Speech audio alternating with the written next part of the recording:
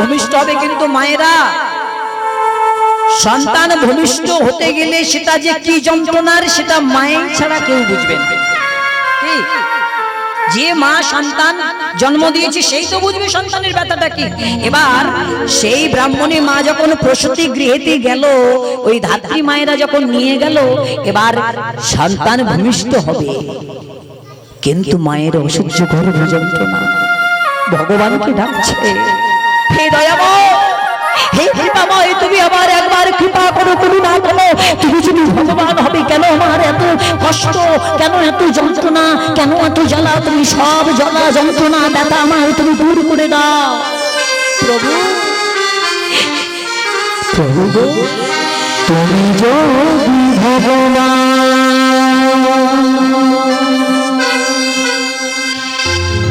ভক্তি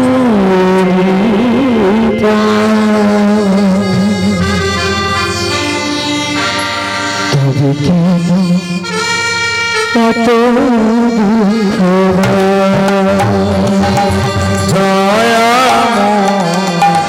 তবে কেন এত দুঃখ, এত কষ্ট?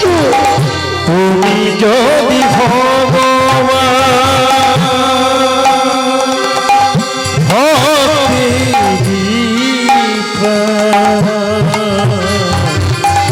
তবে কেন এত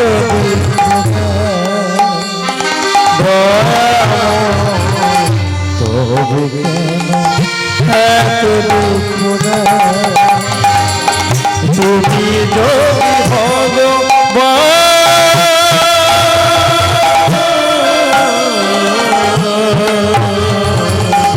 তবে কেন এত দুঃখ? তবে কেন এত দুঃখ? তুমি যদি ভগবান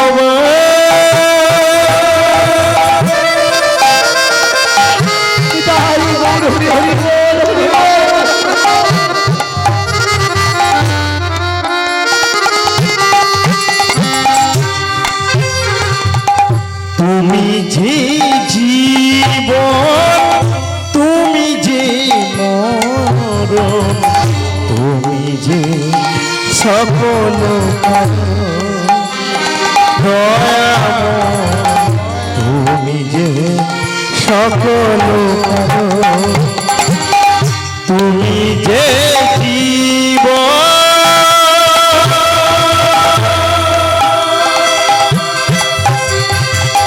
তুমি যে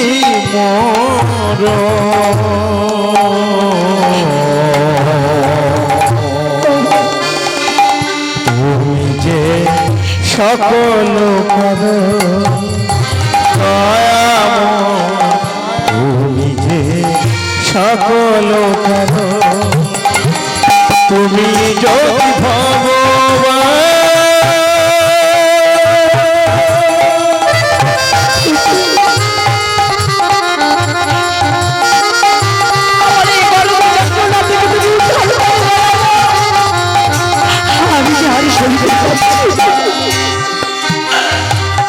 তুমি যে পাপ না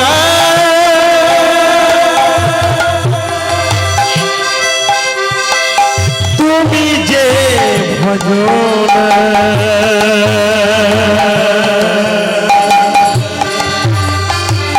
তুমি যে আমার সাধনা, তুমি যে আমার সাধনা, তুমি যে আপনা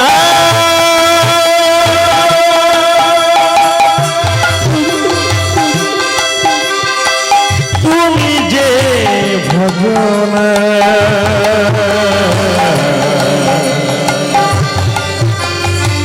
তুমি যে আমার সাধনা, তুমি যে আমার সাধনা, তুমি যদি ভগবান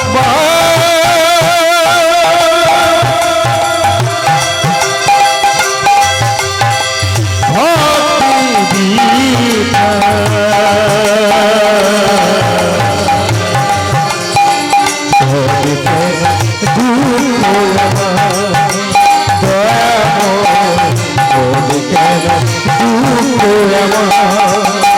তুমি যদি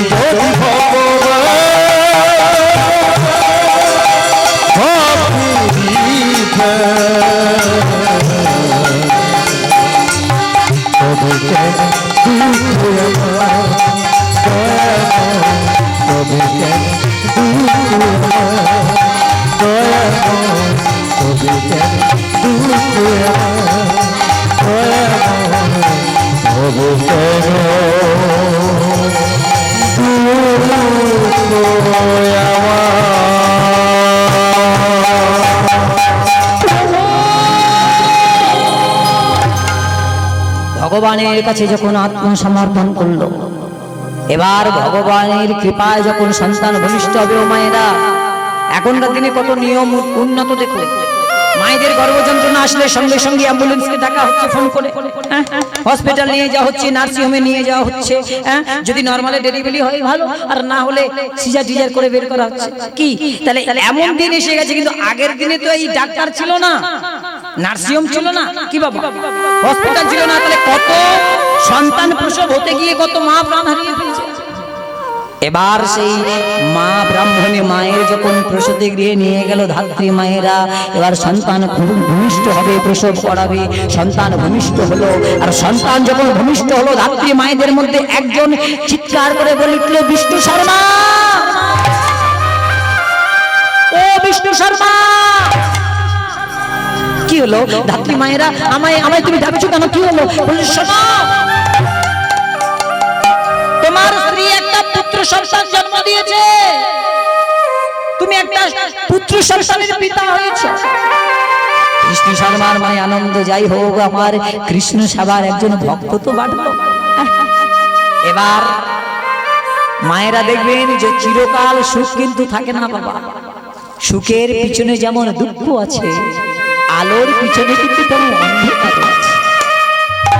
সুখ যখন এসেছে, ব্রাহ্মণের মনে যখন আনন্দিত, আর একজন ধাত্রী মা যেন চিৎকার করে বলে উঠল, বিষ্ণু শর্মা,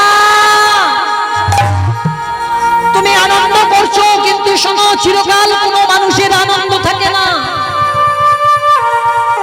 তোমার স্ত্রী একটা পুত্র সন্তান তোমাকে উপহার দিয়ে চিরদিনের মতো এই পৃথিবী ছেড়ে, এই জগৎ ছেড়ে, তোমায় ছেড়ে, তোমার সন্তানকে ছেড়ে মারা গেছে।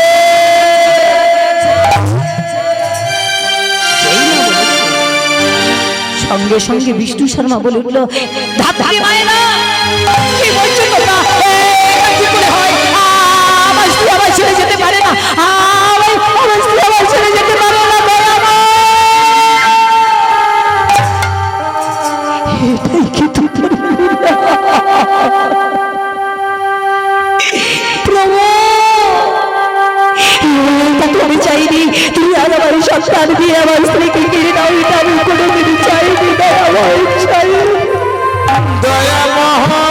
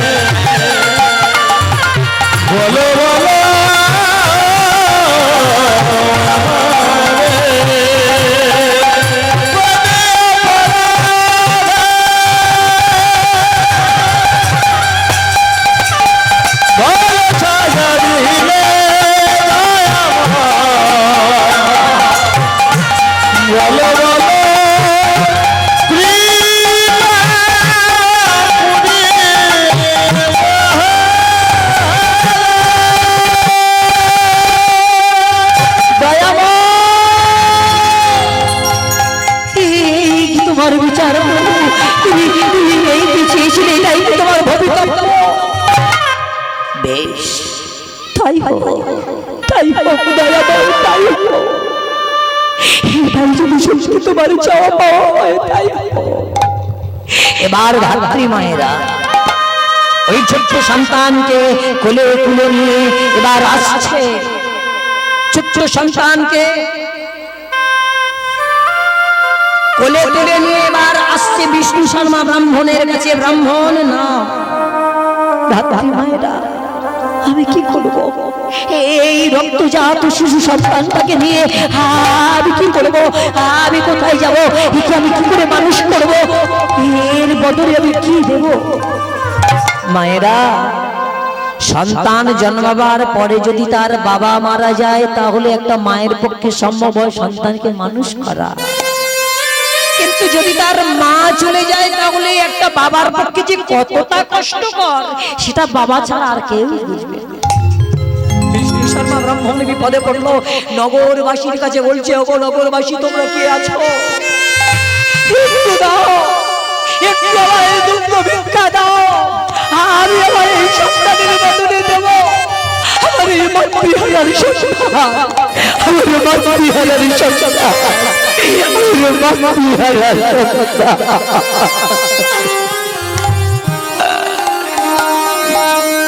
কিন্তু বিষ্ণু শর্মা ব্রাহ্মণ একদিনও কিন্তু ভগবানের সেবা বলেন, তার ইষ্ট দেবতা কৃষ্ণের সেবা প্রার্থনা পূজা একদিনের জন্য বন্ধ করেন। আয় আয় বাবা, আজ আমি তোকে কোলে তুলে নিয়ে আমি যাবো আজ ভগবানের মন্দিরে।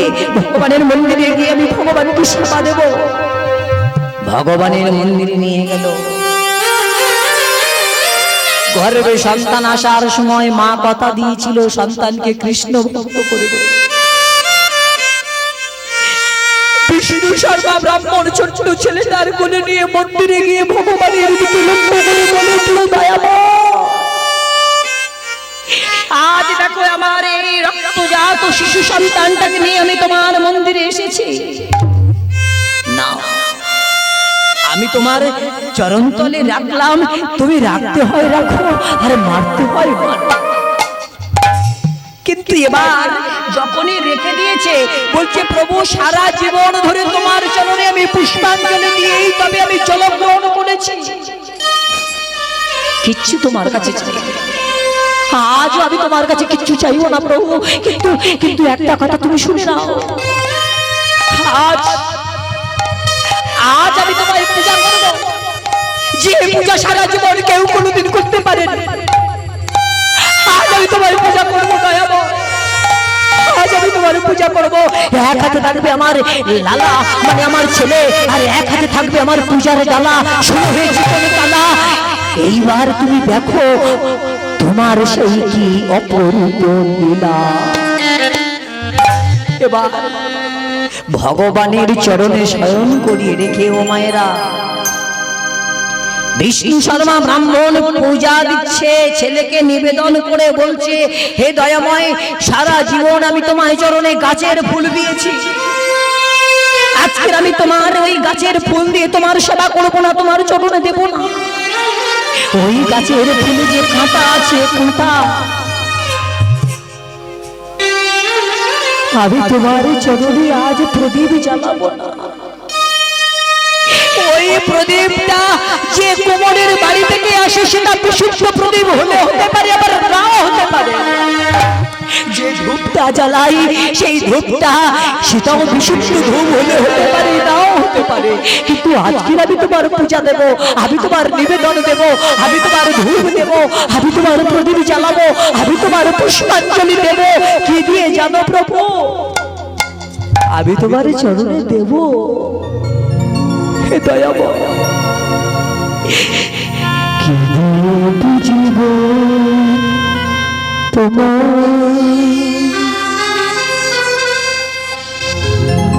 ও দয়াল হরি,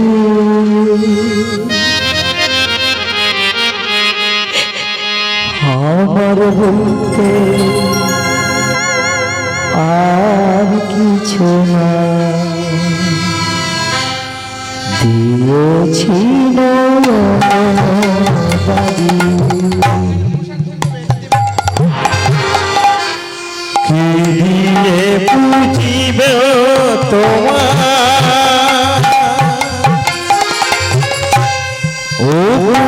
দয়াল হরি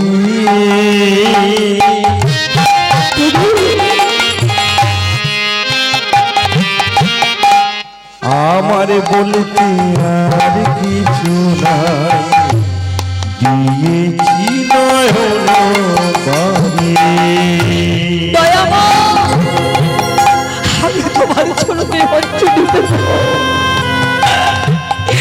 আমার এই দেহতে তুমি যে দিয়েছো দুটো গঙ্গার যমুনা, ওই গঙ্গা যমুনার জলে,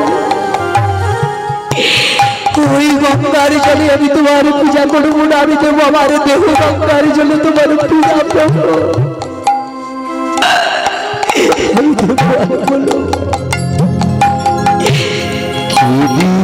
বুঝিব তোমার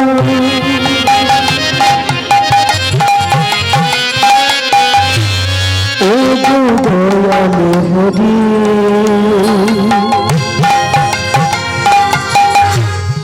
আমার বলতে আর কিছু নাই দিয়েছি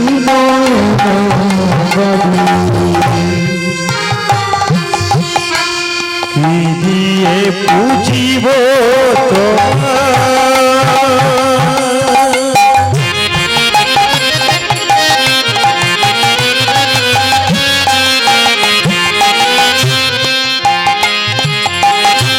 ও দয়াল হরি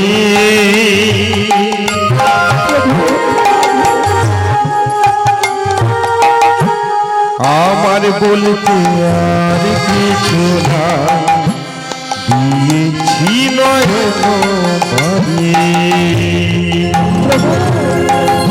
আমি তোমার চরণে আজ এই মাটির প্রদীপ ধরাবো না।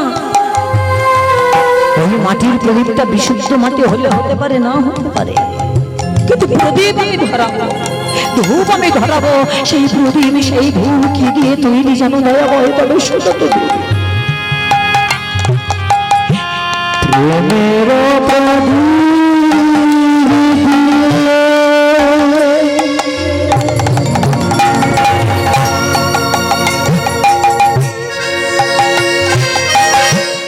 অনুরাগের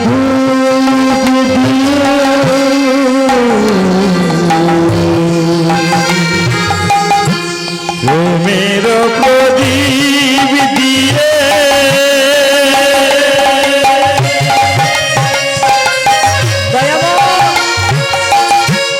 অনুরাগের ধূপ দিয়ে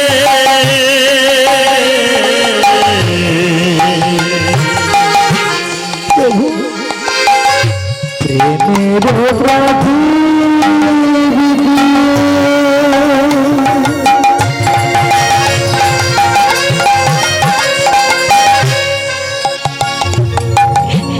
অনুরাগের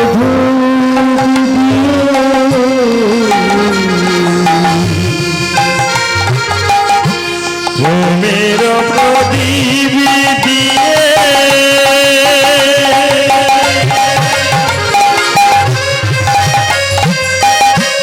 অনুরাগের ধূপ দিয়ে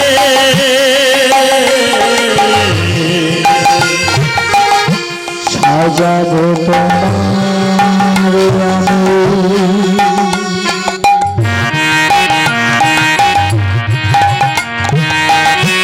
মোহন সাজে, সাজাবো তোমায় আমি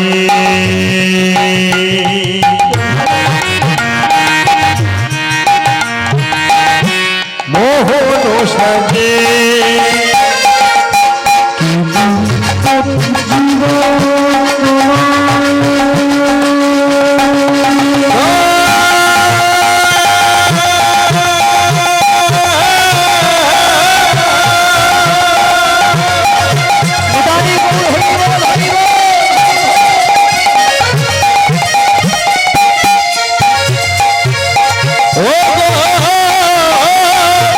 ও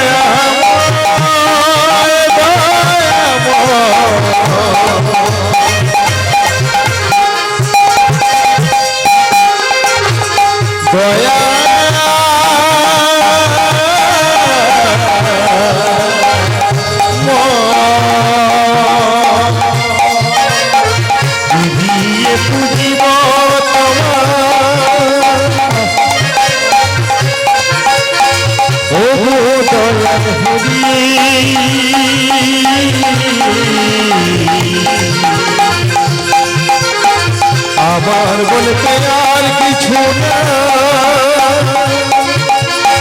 দিয়েছি নয়ন বাড়ি, দিয়েছি নয়ন বাড়ি, দিয়েছি নয়ন বাড়ি।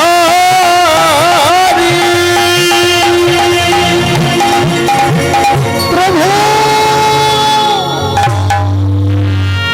ভগবানের চরণে এমন করে নিবেদন করলো, এমন করে নিবেদন করে প্রত্যেক দিন ওই সন্তানকে নিয়ে মন্দিরে আসে। কিন্তু মায়েরা, এদিকে আরো একটা অঘটন ঘটে গেল। ওই ছোট্ট ছেলের নিয়ে যখন মন্দিরে আসছে, এবার সেই ব্রাহ্মণ সমাজ সবাই কিন্তু হিংসায় চলে গেল। হে বিষ্ণু শর্মা, তুমি আজ আমাদের জাত কুল মান কিছুই রাখলে না। শোনো, আজ একটা ছোট্ট ছেলেকে নিয়ে তুমি মন্দিরে আসছো। শোনো, তুমি আজ অতিবার বেড়েছো। বিষ্ণু শর্মা শুনে রাখো, অতিবার বেরো না, ঝড়ে পড়ে যাবে। আর অতি ছোট হইও না।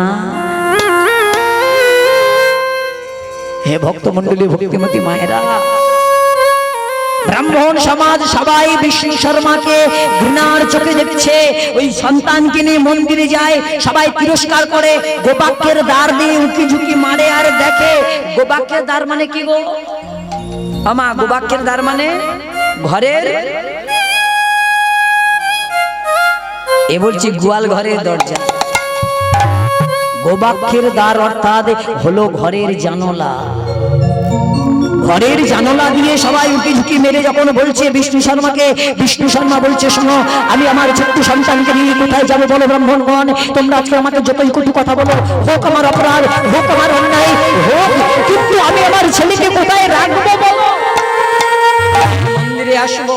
হে ভক্তমণ্ডলী, ভক্তিমতী মায়েরা, ছোট্ট ছোট্ট ছেলে মেয়েদের নিয়ে মন্দিরে যেতে নেই, আজকে নিষেধ করছে। কেন ওই ব্রাহ্মণগণ? তার তো নিশ্চয়ই কারণ থাকা উচিত। ছোট্ট ছেলে মেয়েদের নিয়ে মন্দিরে যেতে নেই, ব্রাহ্মণগণ দ্বারা নিষেধ করছে কেন? আজও পর্যন্ত কিন্তু নিয়মটা মেনে চলছে। আমরা হয়তো মানি না, সেটা আমাদের ব্যাপার। আমরা ছোট ছোট ছেলে মেয়েদের নিয়ে মন্দিরে যাই, কিন্তু আজও নিয়মটা চলছে, পালিত। কোথায় জানো? ওই যেখানে পুরীর ধাম, জগন্নাথ ক্ষেত্র, পুরীর পান্ডারেরা ছোট ছোট ছেলে মেয়েদের নিয়ে মন্দিরে উঠতে দেয় না আজও পর্যন্ত। যদি পুরীতে যান দেখতে পাবেন, বুঝতে পারবেন, ছোট ছোট বাচ্চাদের নিয়ে মন্দিরে উঠতে দেয় না। কেন?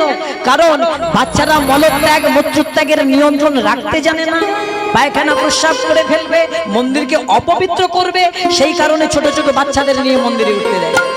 কিন্তু এই নিয়মটা, এই প্রচলনটা পাল্টে দিয়েছিল একজন মুনি। এই মুনির নামটা আমি একটু পরে বলবো, দৃষ্টান্তটা কি একটু বলে নিই। মনে যখন পড়ে গেছে, হে ভক্তমণ্ডলী, ভক্তিমতী মায়েরা, একদিন রাজার কোষাগারের সমস্ত দ্রব্যগুলো চুরি করে নিয়ে চোর বেটারা পালিয়ে যাচ্ছে।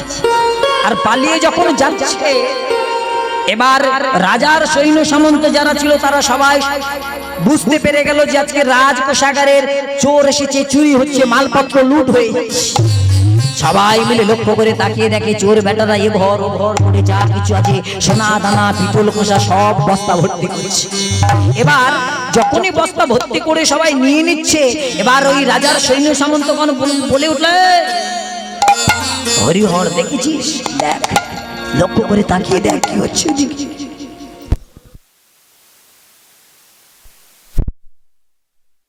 করে দিন তো কি হচ্ছে? রাজার বাড়ি চুরি হচ্ছিল। বাহ, হ্যাঁ মনে পড়ে গেছে।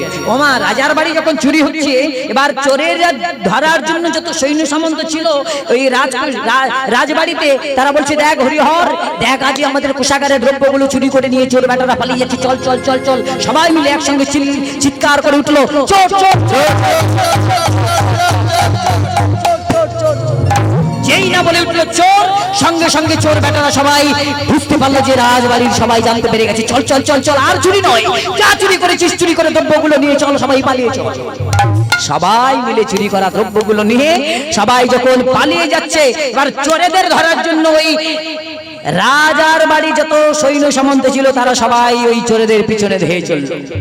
আর চোরেদের পিছনে তখন ধেয়ে চললো মায়েরা, চিন্তা করুন চোরেদের কিন্তু মৃত্যু ভয় আছে, সবার মৃত্যু ভয় আছে। ধরে যদি পেলে তাহলে মৃত্যু, তাহলে ধরতে যেতে না পারে তাহলে পালিয়ে যেতে হবে। চুরি করা দ্রব্যগুলো নিয়ে পালিয়ে যাচ্ছে, আর এরা ধরার জন্য ওই চোরেদের পিছনে ছুটতে ছুটতে ছুটতে ছুটতে চলেছে। যখন এবার আর চলতে পারছে না, কম হয়ে গেছে, হাঁপিয়ে গেছে, এবার জঙ্গলের পথ ধরে যখন চলে যাচ্ছে, চুরি করা দ্রব্যগুলো নিয়ে একটা মনির ঘরে গচ্ছিত রেখে তারা সবাই পালিয়ে গেল। যখন পালিয়ে গেল, এবার রাজার সৈন্য সামন্ত সবাই সেই মুনির ঘরে আশ্রমে গিয়ে উপস্থিত। পাতার কুটিরের মধ্যে মুনি বসে আছে, তপস্যায়রত, মৌনব্রত অবলম্বনকারী। কোনো কথা নাই, কোনো সংজ্ঞা নাই, কোনো ব্যাখ্যা নাই। কি হলো? এই কিছু সরকার লক্ষ্য করে তাকিয়ে দেখ, আমাদের কোষাগারের যত দ্রব্যগুলো ছিল সব দ্রব্যগুলো চুরি করে নিয়ে আজ সবাই মিলে এই সাধুর ঘরে গচ্ছিত করেছে। তাহলে এই চোরের সর্দার, চল একে ধরে নিয়ে চল সবাই রাজসভায়। বগল দাবা করে সবাই ধরে নিয়ে সেই মুনি চলে গেল সেই রাজসভায়। কোনো তবু সাড়া নাই, কোনো সংজ্ঞা নাই, চেতনা নাই, তপস্যা করছে। আর সেই মৌনব্রত অবলম্বনকারী মুনিকে নিয়ে যখন রাজসভায় গেল, গিয়ে বলে উঠল, মহারাজ। কি হলো?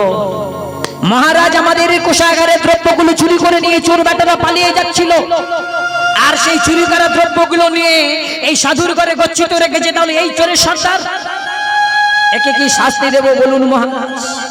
মহারাজ বলছে, শোনো, একবার চুরি করেছে, দ্বিতীয়বার যেন চুরি করতে না পারে তার জন্য একটা কাজ করো। কি কাজ? ওই সাধুকে মৃত্যুদণ্ড দাও। ওই সাধুকে মৃত্যুদণ্ড দাও। একবার চুরি করেছে, দ্বিতীয়বার যেন চুরি করতে না পারে। যাও, সাধু বেশি শয়তান, ওই শয়তানটাকে আজকের মৃত্যুদণ্ড দাও। দাও শুলে চাপিয়ে।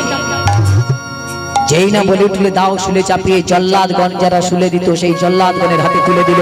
জল্লাদগণ ওই মৌনব্রত অবলম্বনকারী মুনিকে, আহা, মৌনব্রত অবলম্বনকারী মুনিকে নিয়ে শুলের ঘরে চলে গেল। আর শুলের ঘরে গিয়ে যেটা বিষ মাখানো বড় ফলা, সেই ফলার উপরে একেবারে চাপিয়ে দিল। যখনই চাপিয়ে দিল, এবার শুলের যা কর্তব্য তাই করবে। পিছন থেকে দিয়েছি, এবার পিছন থেকে ফুটতে ফুটতে ভিতর থেকে একেবারে মাথা অবধি বেরিয়ে গেছে। যখন মাথা অবধি বেরিয়ে গেল, তবু সেই মুনির ধ্যান ভাঙছে না। মুনি তবু ধ্যান করছে, তপস্যা করছে। আর শুল বিদ্ধ হয়ে জ্বালা যন্ত্রণা পেয়ে চিৎকার করার কথা, তা না করে কি করছে? মুনি যেন বসে বসে ভগবানের নাম করছে আর বলছে কি, হরে মুরারি মধুকৈত ভারি গোপাল গোবিন্দ মুকুন্দ সুরে, গোপাল গোবিন্দ মুকুন্দ সুরে। হরে মুরারি মধুকৈত ভারি, হরে মুরারি মধুকৈত ভারি গোপাল গোবিন্দ মুকুন্দ সুরে, গোপাল গোবিন্দ মুকুন্দ সুরে। দেখ দেখ কেমন নাম করছে দেখ। হরে মুরারি মধুকৈত ভারি গোপাল গোবিন্দ মুকুন্দ সুরে, গোপাল গোবিন্দ মুকুন্দ সুরে।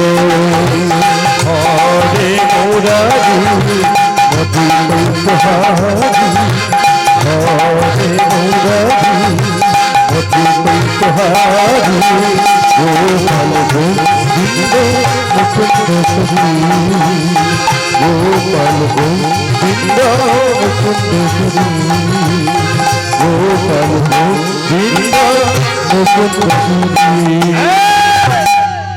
শুল বিদ্ধ হয়ে কোথায় যন্ত্রণা পেয়ে চিৎকার করার কথা না করে তবু ভগবানের নাম করছে কেই নি। মহারাজার কাছে সংবাদ গেল, মহারাজ, আজ যাকে আমরা সুরে দিলাম, সুরের যন্ত্রণায় ছটফট করে চিৎকার করার কথা না করে তবু ভগবানের নাম করছে, সে কি কিন্তু হে ভক্তমণ্ডলী, ভক্তিমতী মায়েরা, দেশে যদি কোনো একটা সুঘটনা ঘটে দেখবেন সে খবরটা দেশে ছড়িয়ে যায়, আবার যেটা অঘটন ঘটে সেটাও খবর ছড়িয়ে যায়। খবর কোনোদিন চাপা থাকে? সেটা যে কোনো ভাবেই ফাঁস হয়ে যাবেই যাবে। কিন্তু আকাশ বাতাস যেন মুখরিত হয়ে গেল, আকাশ বাতাসের ন্যায় তা বড় মুনি সাধুগণ তারা সবাই শুনতে পেল যে আজ মহামুনি মান্ডব্যকে শুলে দেওয়া হয়েছে। চলো চলো চলো, সবাই আমরা দেখতে যাব। সবাই দলবদ্ধ ভাবে রাজসভায় চলে গেল। আর রাজসভায় গিয়েই দেখেই সবাই অবাক, এ কি জল্লাদগণ, তোমরা এ কি করেছো? আজ আমাদের মহামুনি মান্ডব্যকে তোমরা শুলে দিয়েছো, তোমরা অপরাধ করেছো। যেই না বলে উঠলো মহামুনি মান্ডব্যের নাম, সঙ্গে সঙ্গে জল্লাদগণ বলে উঠলো, এ কি মুনিগণ, এই নামটা আমরা বহুকাল আগে শুনেছিলাম, কিন্তু কোনোদিন আমাদের নয়নে আমরা দর্শন করিনি। মহারাজ বলছে, আমিও তাই বহুকাল আগে আমার কর্ণে শুনেছিলাম, কিন্তু আমার নয়নে আমি কোনোদিন দর্শন করিনি। এখন কি হবে জল্লাদগণ, তোমরা বলো কি হবে? জল্লাদগণ বলে উঠলো, মহারাজ আপনাকে একটা কথা বলি শুনুন, আপনি রাজা, আমরা প্রজা। আপনি আমাদের আদেশ করবেন তা না করে আপনি আমাদের কাছে শুনতে চাইছেন, তবে বলি শুনুন, আপনি রাজ্য শাসনের শিক্ষাটা গুরুর কাছে শিখেছেন, আমরাও শুলবিদ্ধ করার শিক্ষা গুরুর কাছে শিখেছি। তাই বলে কি শুল যখন ভিতরে ঢুকে গেছে ওই শুল তার এমনি এমনি বের হবে না। আর ওই শুলটাকে যদি আমরা বের করে নিই তাহলে ভিতরের মালপত্র নারী বুড়ি সব নিয়েই বের হবে। তাহলে শুল যখন একবার ভিতরে ঢুকে গেছে থাক। কি বলবো? আরে শুল যখন একবার ভিতরে ঢুকে গেছে থাক না। শুল ভিতরে ঢুকে গিয়ে যখন উনি মরেননি তাহলে ওনার ভিতরে থাকলে উনি মরবেন না। তাহলে এক কাজ করা হোক, উপর থেকে কেটে দেওয়া হোক আর নিচে থেকে কেটে দেওয়া হোক। বাহ, জল্লাদগঞ্জ যেটা ভালো বুঝো তোমরা তাই করো। আমার মাথা ঠিক মতো আজ কাজ করছে না, তোমরা যেটা ভালো বুঝছো তাই করো। দাও দাও দাও, শুনতে তাড়াতাড়ি কেটে ওই মহামুনি মান্ডব্যকে রক্ষা করো, উদ্ধার করো। বেশ, এবার জল্লাদগণ ধারালো অস্ত্র নিয়ে শুলটাকে উপর থেকে কাটতে গেল, নিচে থেকেও কাটতে গেল। এবার সেই কাটার আঘাতটা যখন শুলের গায়ে ভিতরে যে আছে সে তো উপরে একেবারে লম্বা হয়ে আছে, উপর থেকে কাটলে ভিতরে ধাক্কা খাবে না বাবা। আর যখনই ধাক্কা লাগছে সেই ধাক্কাতে মুনিবরের দেহ থেকে রক্ত ঝরে ঝরে পড়ছে।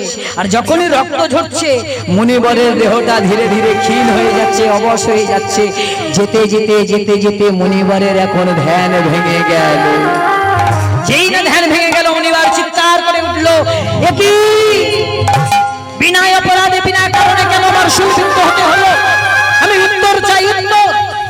যেই না বলে উঠলো উত্তর চাই, এবার উত্তর দেবে কে বাবা? না, যিনি হচ্ছেন ধর্ম সবসময় হিসাব রাখেন তিনি উত্তর দেবেন। কিন্তু ওই ধর্মের আবার আর একটা অ্যাসিস্ট্যান্ট আছে। কে? না, ধর্মের অ্যাসিস্ট্যান্ট হলো যে খাতায় হিসাব রক্ষক, হিসাব করে, যার নাম হলো চিত্রগুপ্ত, যে লেখালেখি করে। চিত্রগুপ্তকে ডাকা হলো, চিত্রগুপ্ত চিত্রগুপ্ত, আমি মহামুনি মান্ডব্য এসেছি, তোমার হিসাবের খাতাটা তুমি আমায় দেখাও। আমি বিনা অপরাধে কেন শুলবিদ্ধ হলাম? আমি বিচার চাই, বিচার। মুনিবর, মুনিবর আসুন, আপনার হিসাব আমি নিশ্চয়ই দেখাবো, আসুন। এবার খাতাটা যখন খুলেছেন, এবার খাতাটা খুলেই দেখাচ্ছে। কি দেখাচ্ছে?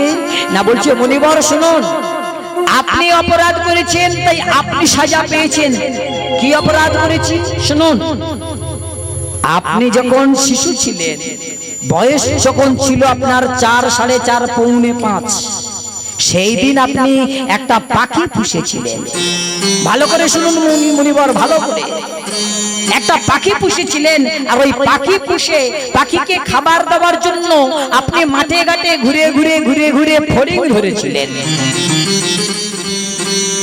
তারপর বলে ফড়িং ধরে যখন আপনি চিন্তা করছেন রাখবেন কিসে, আপনার মাথায় বুদ্ধি এলো, আপনি একটা ঘাসের ডাঁটা তুলে নিলেন, আর তুলে নিয়ে পাতাগুলো ফেলে দিয়ে ওই ঘাসের ডাঁটাটা মানে কাঁটাটা নিয়ে ফড়িংদের পিছনে আপনি গুঁজে দিয়েছেন। সেই দিন ওই ফড়িংগুলো ভগবানের কাছে কেঁদে কেঁদে বলেছিল, গো কেননা এই পৃথিবীতে যত জীব আছে, কীট পতঙ্গ পশু পক্ষী রক্ষযক্ষ দানব দানবী কিচর ভুজর সবই ভগবানের সৃষ্টি।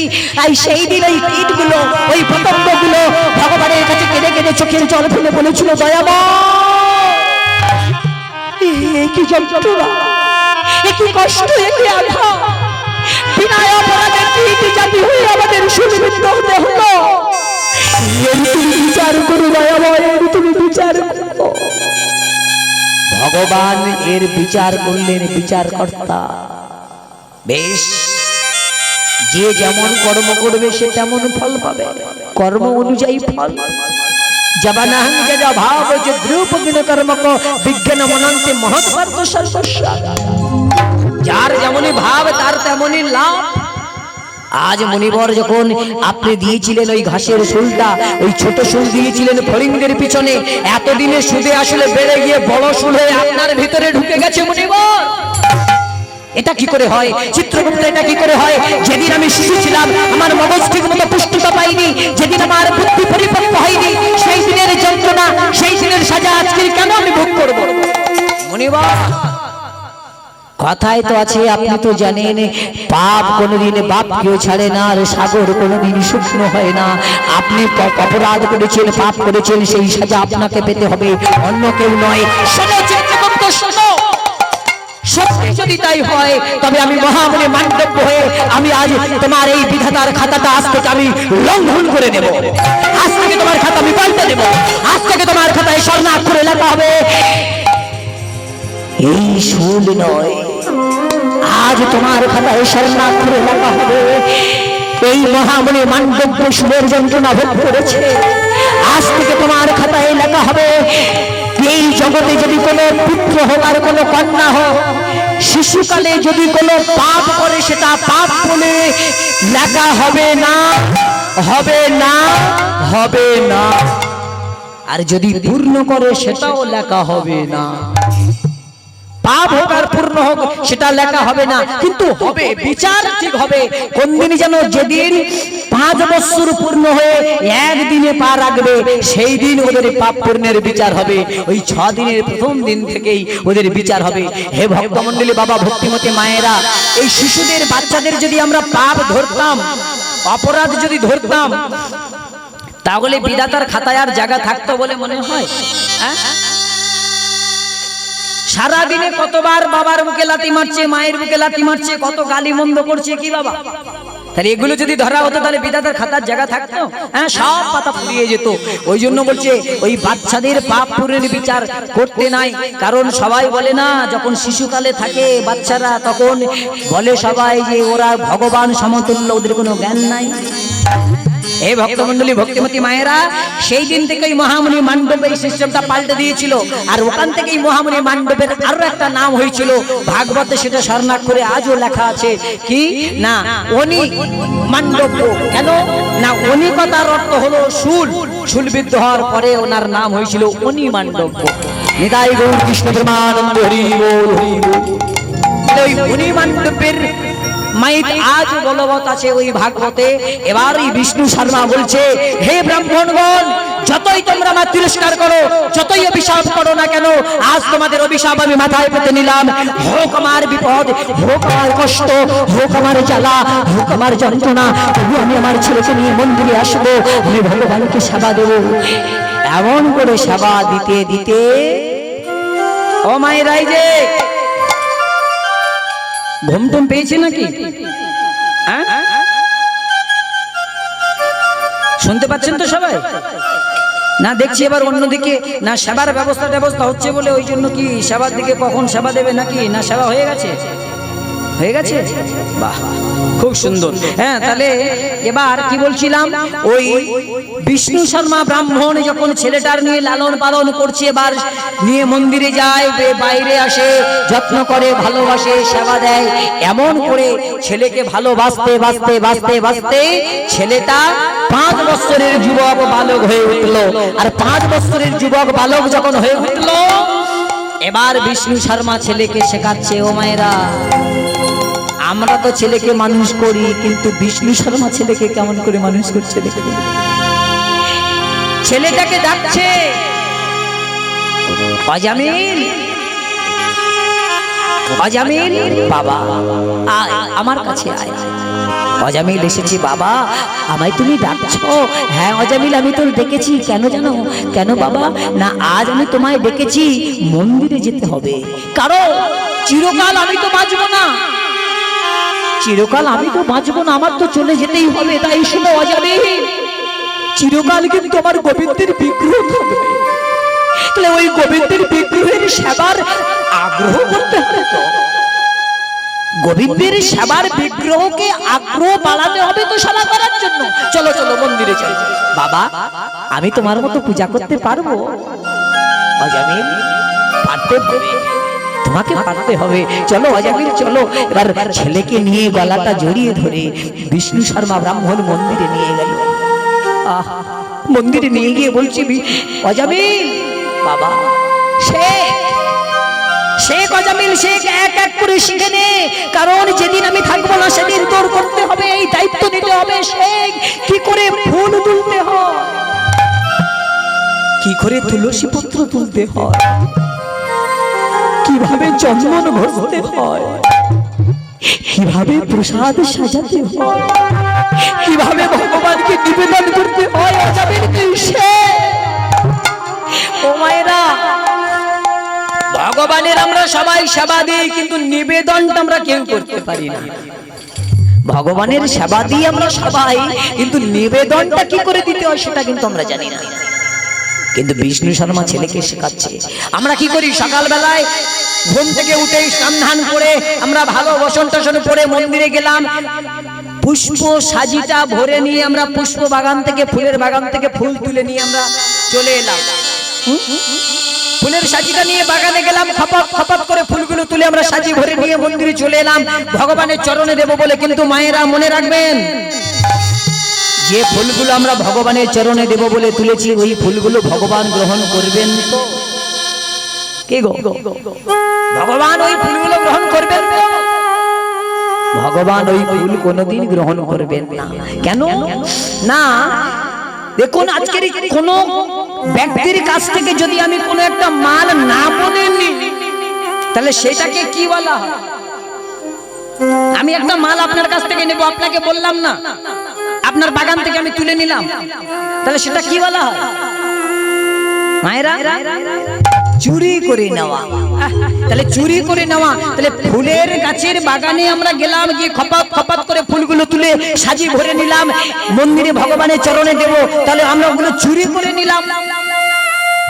অজামিলকে তার বাবা বিষ্ণু শর্মা শেখাচ্ছে, অজামিল ফুলের সাজিটা নিবি, ফুলের গাছের কাছে যাবি, গলায় বসনটা দিবি, আর ওই ফুলের গাছকে বলবি, ওগো বৃক্ষ মাতা, তোমার বুক চিরে তুমি যে ফুলটা ফুটিয়েছো, ওই ফুলটা তুমি আমাকে দান করো দাও।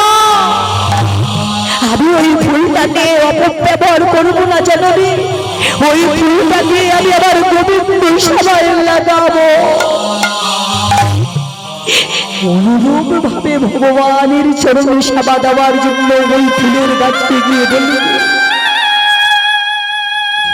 গলায় বসনটা দিয়ে। কেন মা?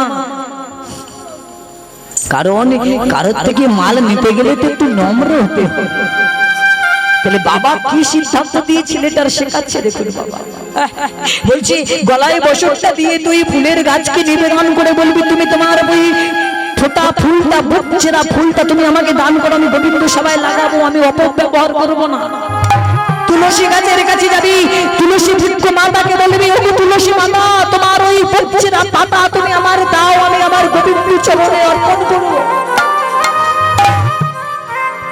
কিন্তু আমরা কেউ করি না। ফুল আনে, কিন্তু ওই ফুল ভগবান গ্রহণ করে না। গাছে তো বহু ফুল ফোটে মা, সব ফুল কি গোবিন্দ সবাই যায়? দেখো কত ফুল বাগানে ফুটেছিল, আমরা নিয়ে এসেছি, নিয়ে এসে হরিবাসর সাজিয়েছি। আবার কত ফুল আছে কি হয়, গাছে ফুটে আবার ঝরে পড়ে যায়। আবার কত ফুল আছে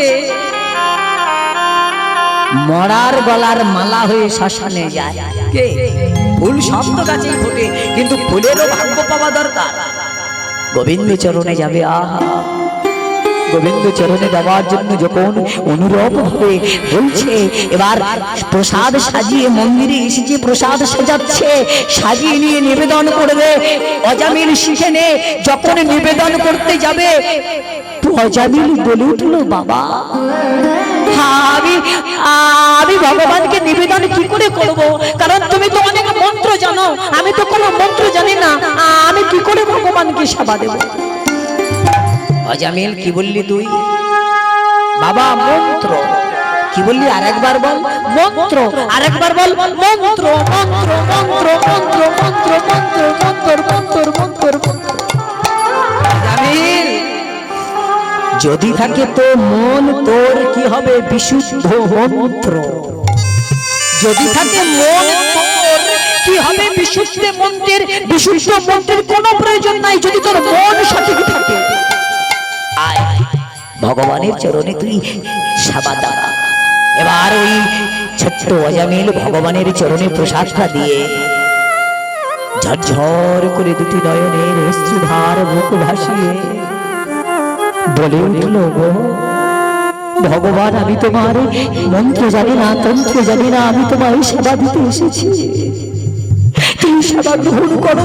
জানার তবে গিরিধারী, একবার তুমি সেবা গ্রহণ করো। গিরি ধারী গোপাল ব্রজ গোকুলা অবয়পরূপ লীলা তব তরু তবা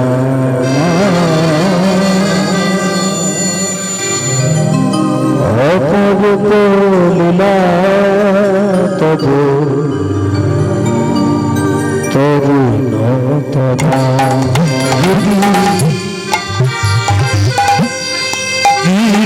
গিরিধারী গোপাল ব্রজ গোকুলা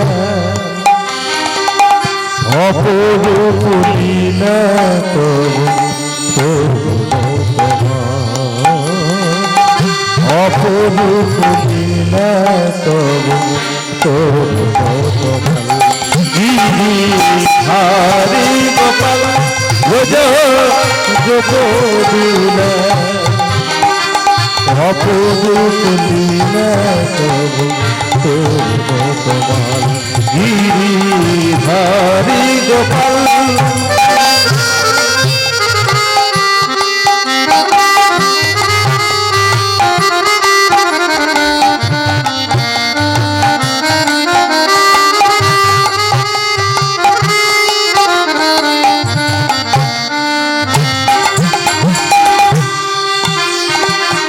বিশাখার কাছে তুমি চির নিরূপ,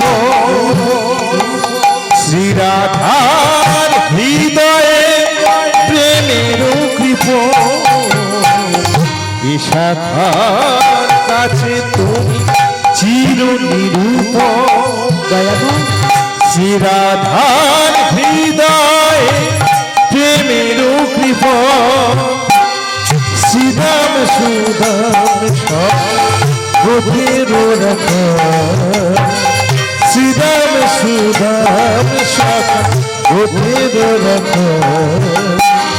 অপরূপ লীলা অপরূপ লীলা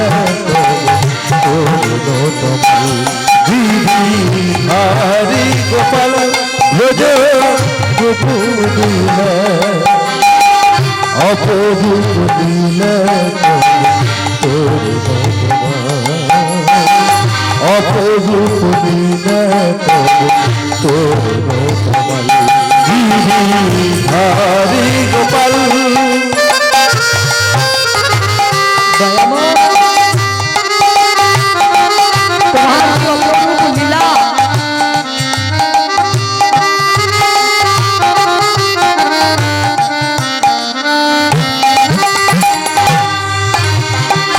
বিশাখা যশোদার নয়নে তুমি নুনিছ নন্দ কিশোর তুমি আনন্দ বিভোর যশোধা নয়নে তুমি নুনিছ নন্দ কিশোর তুমি আনন্দ বিভোর গীতায় সারথি যাদব রচন গীতায় সারথি যাদব রচন অপরূপ অপরূপ হরি গোপাল অপরূপ লীলা অপরূপ লীলা গোপাল অপরূপ লীলা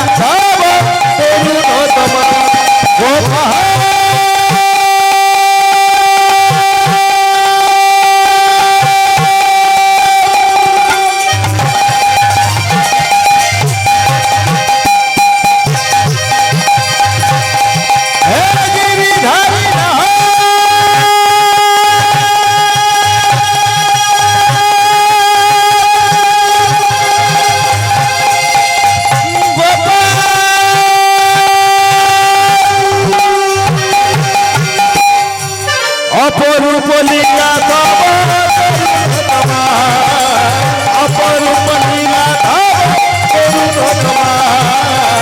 অপরূপ লীলা অপরূপ লীলা তরুণ হরি হরি হরি বল হরি বল হরি বল। তাহলে আজ এমন করে ভগবানের যখন নিবেদন করছে, সেবা দিচ্ছে, পূজা দিচ্ছে আর মঙ্গল আরতি করছে, মঙ্গল আরতি করতে করতে ওই অজামিল ওই মন্দিরের মধ্যে পাশ করে পড়ে গেল। আর যখনই না পড়ে গেল, বিষ্ণু শর্মা পাশে দাঁড়িয়েছিল, পিতা বলে উঠল, অজামিল অজামিল কি হলো তো, একবার সারা দে, একবার আমায় ডাক বাবা বলে। অজামিল কি হলো, কি হলো, কি হলো? মন্দিরের মধ্যে যখন কান্নার শব্দ উঠল, বাইরে ব্রাহ্মণেরা সবাই অপেক্ষা করছিল। সবাই বলল, সর্বনাশ, মন্দিরের মধ্যে কি হলো, কি অঘটন ঘটলো, এমন করে বিষ্ণু শর্মা ব্রাহ্মণ কাঁদছে কেন? এই গোবাক্ষের দ্বার তার জানালার দ্বার দিয়ে আবার ব্রাহ্মণেরা উঁকি ঝুঁকি মেরে দেখছে।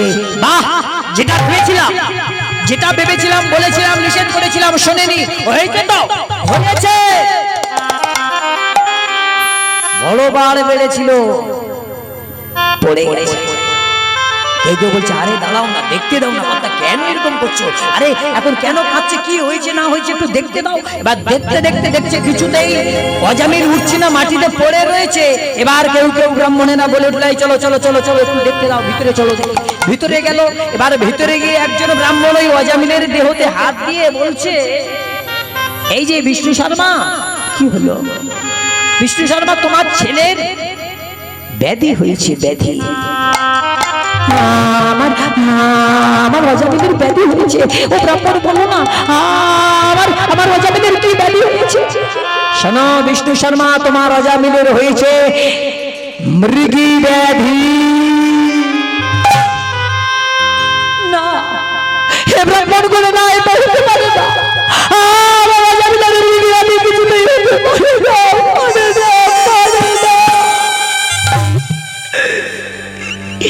কিন্তু পিছনে ছিল একজন বৃদ্ধ ব্রাহ্মণ, বলে বলে, এই যে ব্রাহ্মণগণ, কি বলছো তোমরা, শোনো শোনো, আমাকে একটু দেখতে দাও।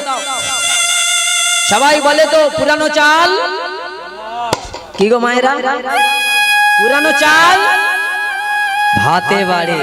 আমি তো পুরানো ব্রাহ্মণ, এই রাজ্যের মধ্যে আমি পুরানো ব্রাহ্মণ, আমাকে একটু দেখতে দাও। এই গদাবরীর আছি আমি, বৃদ্ধ ব্রাহ্মণ, আমি একটু জানি তা নিতে, তাই আমাকে একটু দেখতে দাও। এবার ধীরে ধীরে কাছে গিয়ে যখনই বিয়েতে হাত লাগিয়েছে, লাগানোর সঙ্গে সঙ্গে সেই বৃদ্ধ ব্রাহ্মণ বলে উঠল, বিষ্ণু শর্মা, তোমার ছেলের কিছু হয়নি। কি বললেন? এই তো ব্রাহ্মণেরা বলছে, আমার ছেলের মৃগী ব্যাধি হয়েছে, আবার আপনি বলছেন কোনো ব্যাধি হয়নি। আরে আমি বলছি তো, তোমার ছেলের মৃগী ব্যাধি কিছু হয়নি, কিন্তু ব্যাধি একটা তোমার ছেলের হয়েছে। মৃগী ব্যাধি হয়নি, কিন্তু একটা ব্যাধি তোমার ছেলের আকর্ষণ করেছে। হে ব্রাহ্মণ, আপনি বলুন না আমার অজামিলের কি ব্যাধি হয়েছে, আপনি আমাকে বলুন না, আমার অজামিল আদৌ কথা বলবে তো? শোনো বিষ্ণু শর্মা, তুমি ধন্য, তুমি ধন্য পিতা বিষ্ণু শর্মা, তুমি ধন্য পিতা, এমন পুত্রের পিতা হয়েছে তুমি, তুমি ধন্য। তোমার ছেলের মৃগী ব্যাধি হয়নি, কিন্তু ব্যাধি হয়েছে কি ব্যাধি জানো বিষ্ণু শর্মা? তোমার ছেলের হয়েছে ভগবত অনুরাগ ব্যাধি। কি বললেন ব্রাহ্মণ? আমার ছেলের হয়েছে ভগবত অনুরাগ ব্যাধি। হে ব্রাহ্মণ, এই ভগবত অনুরাগ ব্যাধির সৃষ্টি হয় কি করে? আমায় বলুন, আমায় বলুন ব্রাহ্মণ, আমায় বলুন কি করে এই ব্যাধির সৃষ্টি হয়? বিষ্ণু শর্মা, কি করে এই ভগবত অনুরাগ ব্যাধির সৃষ্টি হয় তুমি জানো? তবে শোনো বিষ্ণু শর্মা, ভগবানের গুণগান করতে করতে, ভগবানকে পেতে পেতে না ব্যথা জনিত, না পাওয়া জনিত ব্যথা অন্তরে যখন গ্রাস করে, গ্রাস করতে করতে যখন অন্তরের মধ্যে আকর্ষণ করে, আকর্ষণ করতে করতে এই অনুরাগ ব্যাধির সৃষ্টি হয়। বিষ্ণু শর্মা, তুমি ধন্য, কারণ তুমি পুত্রের পিতা হয়েছ বিষ্ণু শর্মা। কিন্তু বিষ্ণু শর্মা, আমি তোমাকে একটা কথা বলে যাই, শোনো, এই ছেলেটার যখন একবার এই ভগবত অনুরাগ ব্যাধি পেয়েছি, তোমার এই ছেলেটার আর তোমার কাছে থাকবে না। ওই ছেলেটা আর তোমার বাবা বলে ডাকবে না, ওই ছেলেটা আর তোমার কাছে থাকবে না বিষ্ণু শর্মা। না,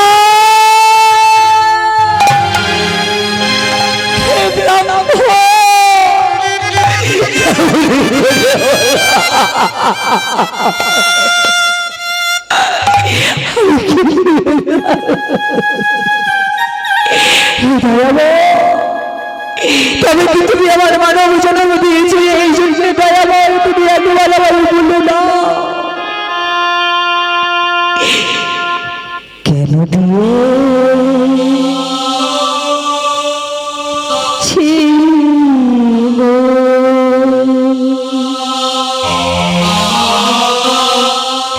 আমার মানব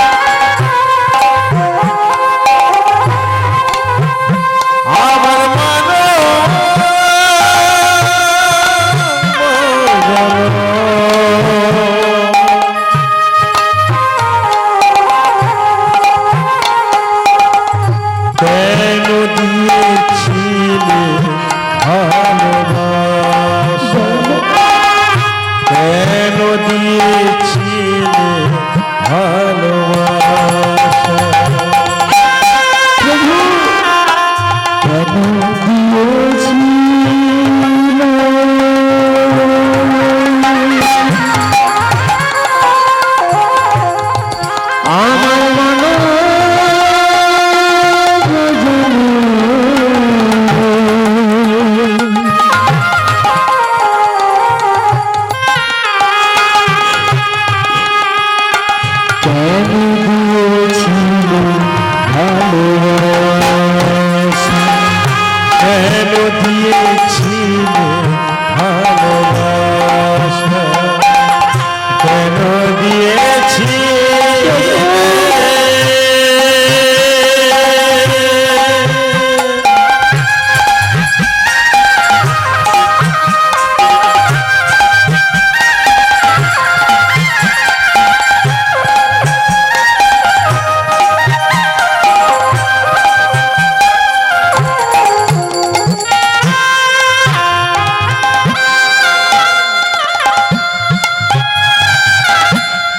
প্রভু আজ তুমি আমার এই ছোট্ট সন্তানকে আজ ঘুরে ঘুরে তুমি ঝরিয়ে দিলে, তুমি আজ পুষ্পিত হয়ে তুমি ঘুরতে দিলে না দয়াময়। শোনো প্রভু শোনো,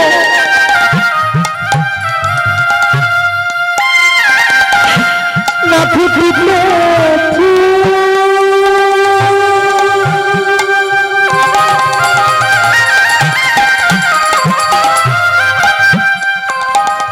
কেন ঝরে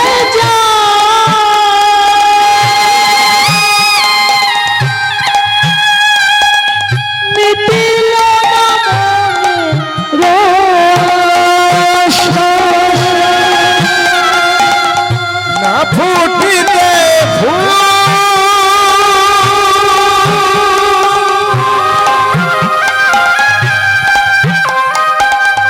কেন ঝরে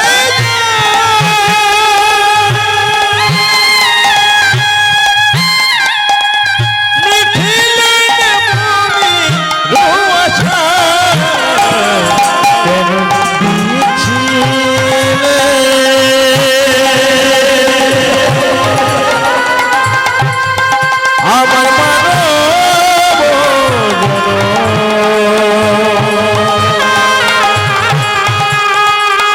কেন দিয়েছিলে ভালোবাসা, কেন দিয়েছিলে ভালোবাসা বিধি রে।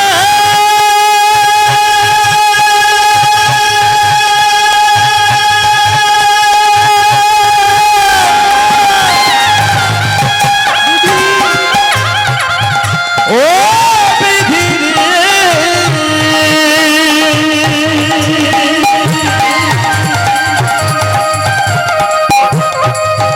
বিধি বিধি কেন দিয়েছিলে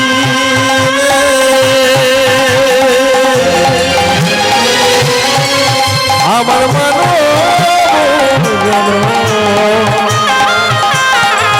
কেন দিয়েছিলে ভালোবাসা, কেন দিয়েছিলে ভালোবাসা, কেন দিয়েছিলে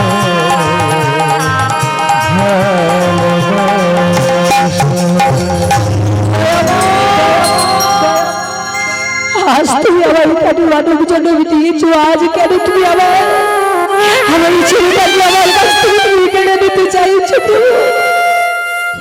এবার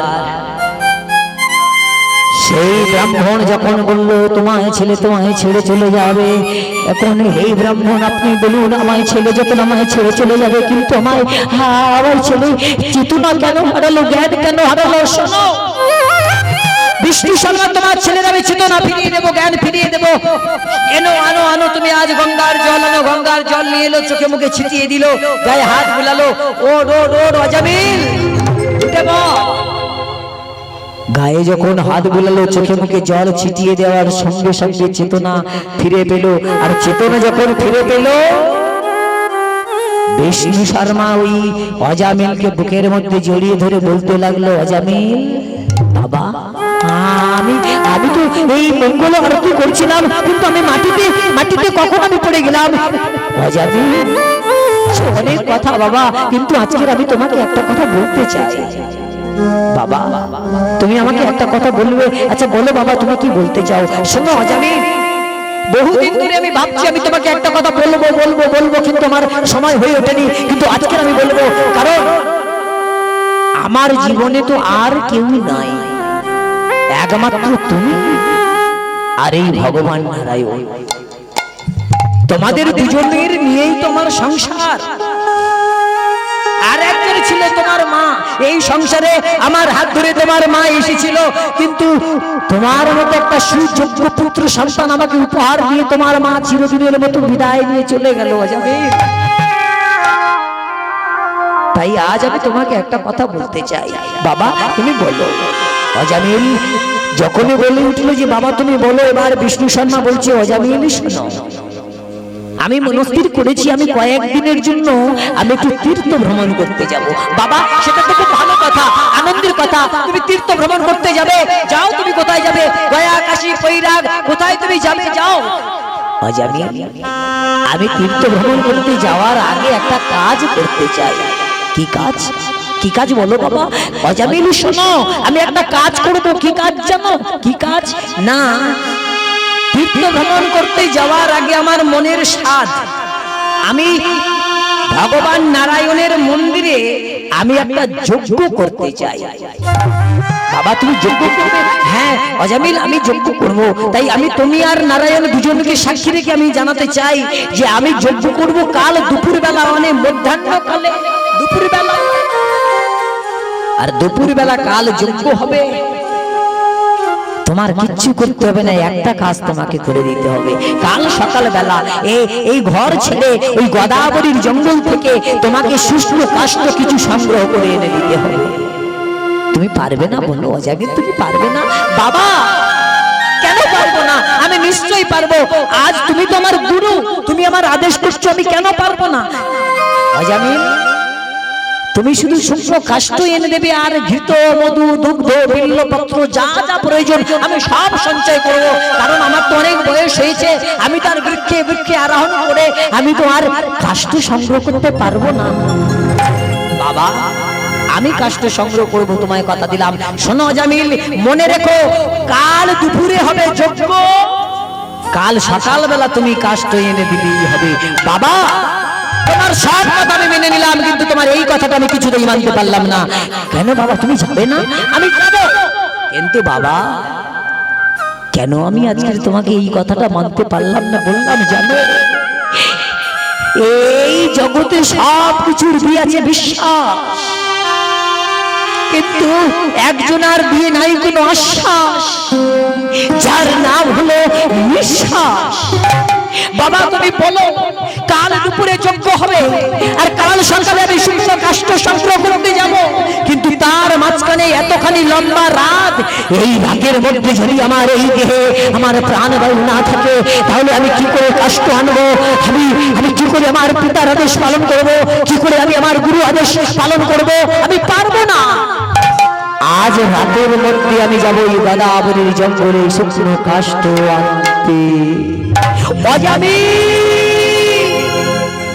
তুমি যেও না, আজ রাতের বেলা তুমি যদি ওই গোদাবরীর জঙ্গলে যাও, তাহলে হিংস্র জীবজন্তু তোমাকে আক্রমণ করবে।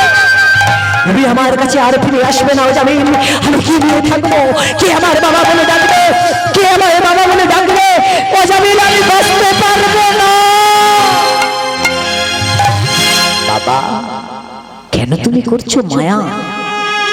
বাবা কেন তুমি মায়া করছো? বলো বাবা বলো, কারণ তুমি তোমার শিখিয়েছো এই জগতের তিনজনের আদেশ কোনোদিন লঙ্ঘন করতে নাই। এক হলো পিতার আদেশ, আর এক হলো মায়ের আদেশ, আর এক হলো গুরু আদেশ। বাবা তুমি তো আমার জন্মদাতা গুরু, তুমি আমার শিক্ষাদাতা গুরু, তোমার হাত ধরে আমার চলা শুরু। তাই আমি তোমাকে বলতে চাই বাবা তুমি মায়া করো না, আমাকে তুমি বিদায় দাও। এবার যখনই বিদায় চাইলো বাবার চরণে প্রণাম করলো, বাবার চরণে প্রণাম করে চলে যাবে। বিষ্ণু শর্মা বলে উঠল অজামিল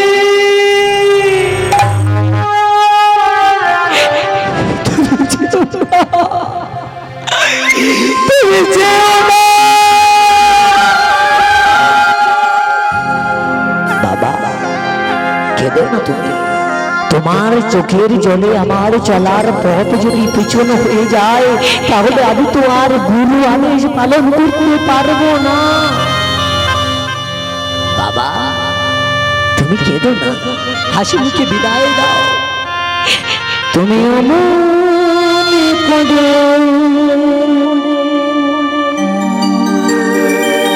কেঁদো না পিতা।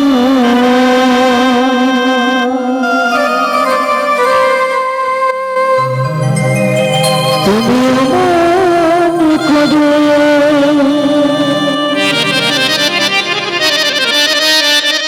কেঁদো না পিতা। আমার চোখে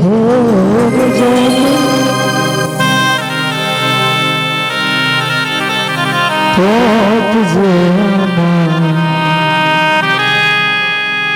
পিছন হয়ে যায়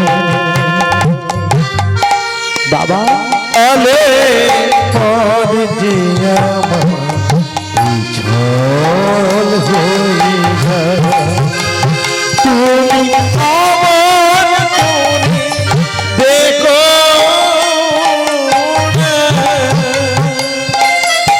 আমার কোণে কেঁদো তোমার চোখের জলে পদ যে আমার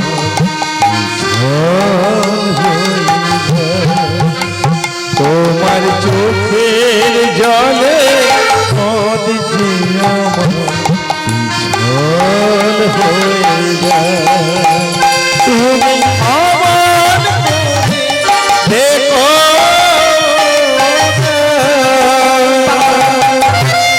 বাবা তুমি কেঁদো না। আজালি আজালি তুমি চুপ এই রাতের বেলা যদি তুমি জঙ্গলে যাও তুমি আর ফিরবে না আমি জানি হিংস্র জীবজন্তু তোমাকে আক্রমণ করবে আজামিল তুমি আমার কথা রাখো আমার কাছে ফিরে এসো কাল সকালে তুমি যেও বাবা শোনো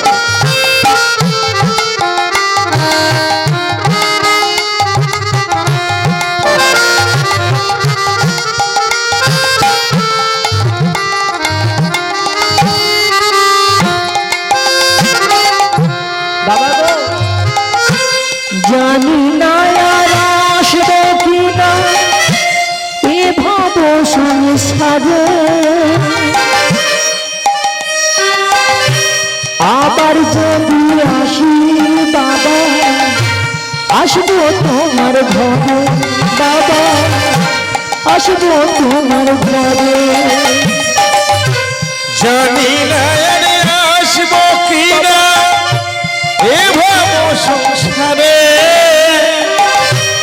আবার যদি আসি আমি ডাকবো পিতা তোমারে ডাকবো পিতা তোমারে তোমার চোখে জলে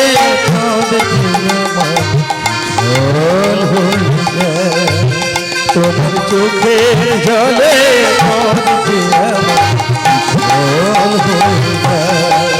তুমি অমন করে কেঁদো অমন করে দেখো তোমার চোখের জলে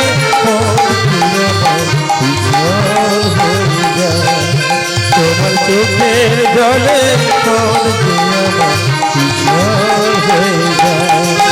আমি বিনা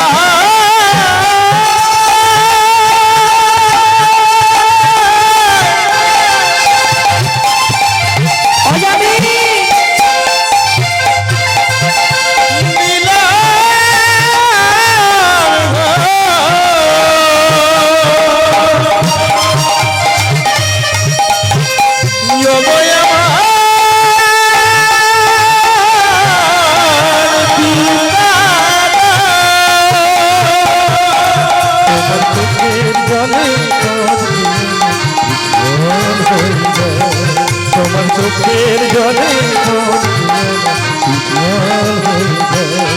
তোমার চোখের জলে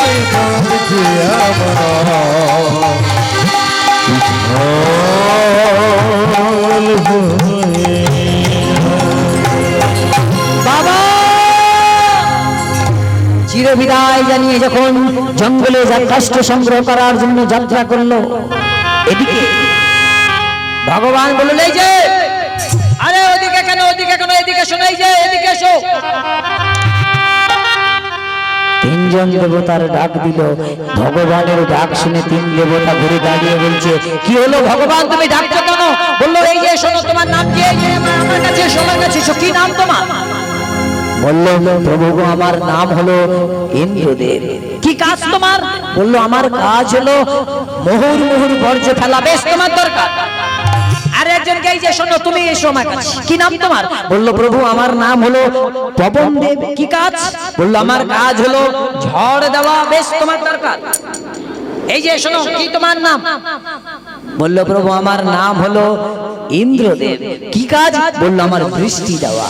বাহ, তোমাদের তিনজনকে আমার দরকার। কেন প্রভু? শোনো, উত্তর জিজ্ঞাসা করো না। শোনো, যাও আজকে তোমরা গদাবরীর জঙ্গলে, আমি যখন ইশারা করব আমার ইশারায় তোমরা সঙ্গে সঙ্গে তিনজনে একসঙ্গে ঝড় বৃষ্টি বজ্রপাত শুরু করবে। বেশ প্রভু, তাই হোক। তিন দেবতা মিলে ওই গদাবরীর জঙ্গলে চললো। আর গদাবরীর জঙ্গলে যখন গিয়েছে না, এবার জঙ্গলে গিয়ে তারা অপেক্ষা করছে ভগবান কখন ইশারা করবে, সেই ইশারায় তারা তাদের কাজ শুরু করবে। আর এদিকে বাবার কাছ থেকে বিদায় নিয়ে ওই অজামিল চলে যাচ্ছে কোথায়? শুকনো কাষ্ঠ সংগ্রহ করতে ওই গদাবরীর জঙ্গলে যাচ্ছে। আর মুখে বলছে কি?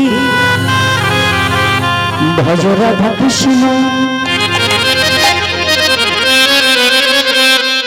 গোপাল কৃষ্ণ,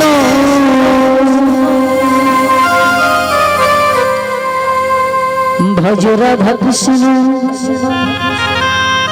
গোপাল কৃষ্ণ, কৃষ্ণ কৃষ্ণ বল মুখে,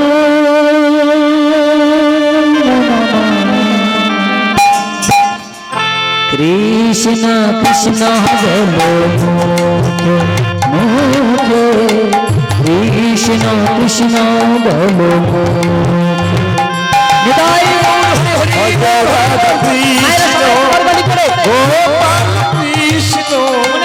ভজ রাধা কৃষ্ণ গোপাল কৃষ্ণ, কৃষ্ণ কৃষ্ণ বলো মুখে মুখে, কৃষ্ণ কৃষ্ণ বলো মুখে মুখে, কৃষ্ণ কৃষ্ণ বলো মুখে।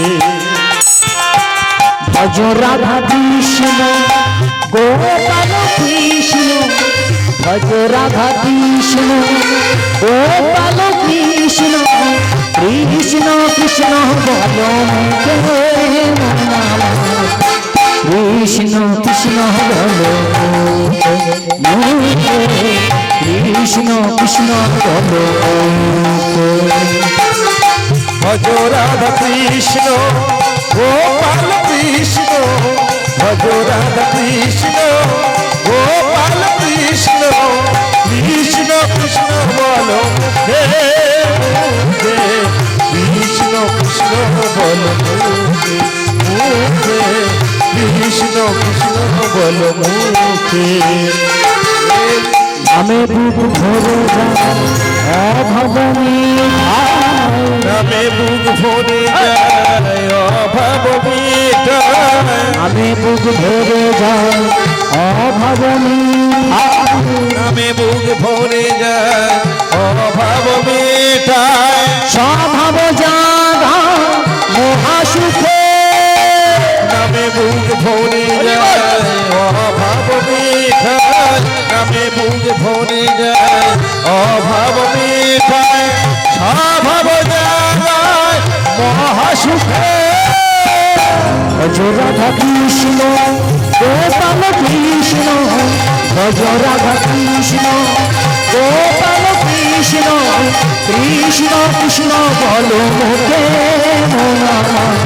কৃষ্ণ কৃষ্ণ বল মুখে মুখে, কৃষ্ণ কৃষ্ণ বল মুখে মুখে, কৃষ্ণ কৃষ্ণ বল মুখে মুখে, কৃষ্ণ কৃষ্ণ বল মুখে।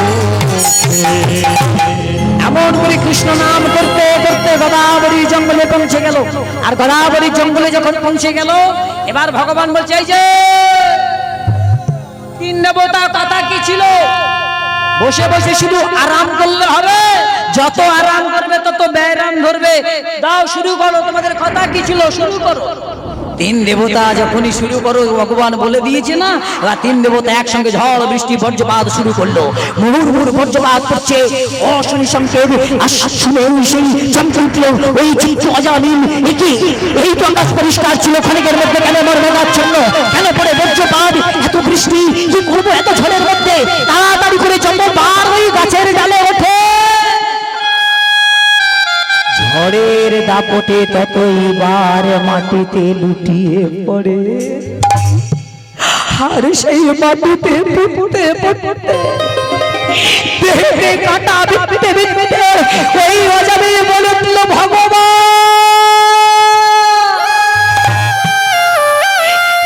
আমি জানি এটা তোমার লীলা,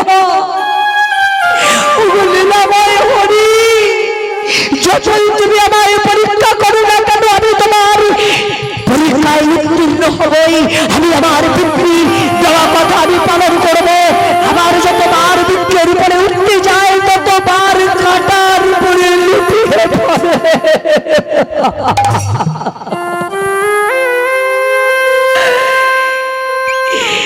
যতইবার কাঁটার উপরে পড়ে ততইবার কাঁটা বেঁধে সারা দেহে কাঁটা বিপদে বিপদে দেহ থেকে রক্ত ঝরতে ঝরতে ঝরতে সেই অজামিল জ্ঞান হারিয়ে ফেলল।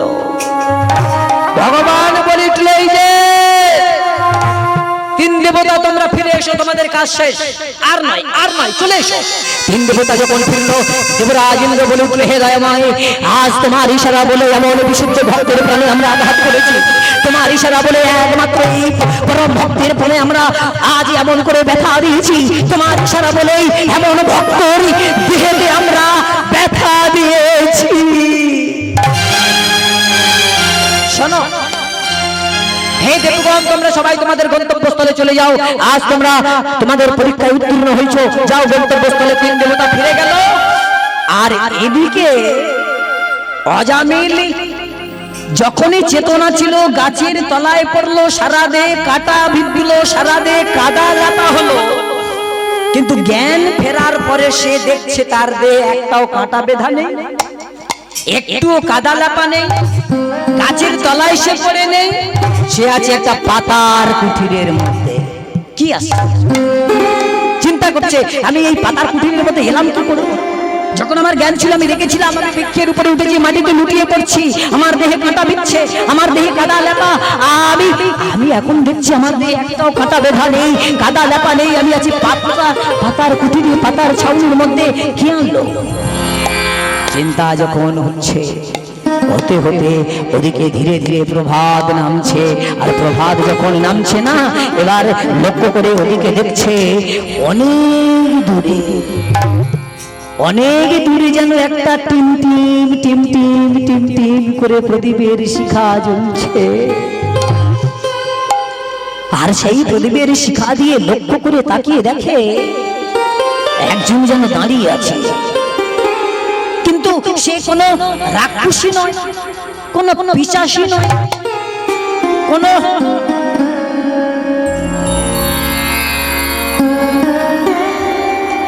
ভূত পেতে কিছুই নয়। চিন্তা করছে কে হবে, চিন্তা করতে করতে লক্ষ্য করে তাকিয়ে দেখে আছে তার গলায় নরমুণ্ডের মালা, হাতে আছে নরমুণ্ড, হাতে আছে সাহিত্য খড়গ। তবে কি মা, তুই আমাকে উদ্ধার করেছিস মা, কিন্তু তুই এই মৃন্ময়ী অবস্থায় এই রূপে তুই আমাকে উদ্ধার করলি কি করে? মায়ের কালীর সঙ্গে যখন এমন করে কথা বলছে, কথা বলতে বলতে ওই অজামিলের কানে যেন একটা শব্দ এলো, নারী কণ্ঠের শব্দ। একটা মেয়ে ছেলের গলার ধ্বনি যেন তার কর্ণে এসে গেছে। কে যেন বলতে বলতে আসছে, কে যেন বলতে বলতে আসছে। কি বলছে?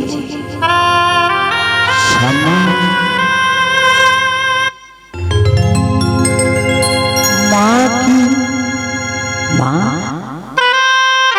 আসছে, কানে শুনতে পাচ্ছে, আস্তে আস্তে শুনছে, কে যেন বলতে বলতে আসছে। কি বলছে? মা শ্যামা, মা কি আমার কালো শ্যামা, মা কি আমার কালো। সবাই বলে কালি কালো। মা,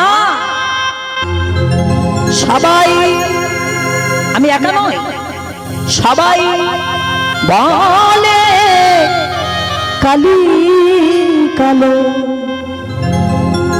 আমার মন তো বলো না কালো রে শ্যামা। মা কি আমার কালো? শ্যামা নিতাই গৌর হরি বল, হরি বল। আমার কালো। ও মা সবাই বলে কালি কালো, সবাই বলে কালি কালো। মন তো বলে না কালো। মা কি আমার কালো? শ্যামা মা কি আমার কালো?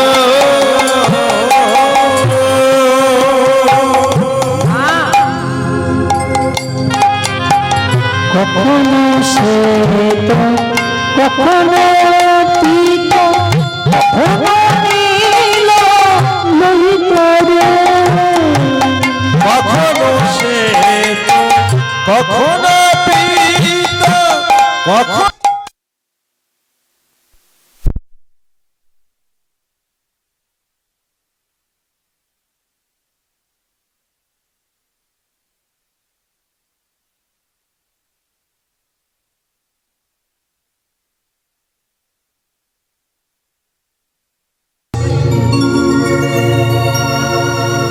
ও মায়েরা,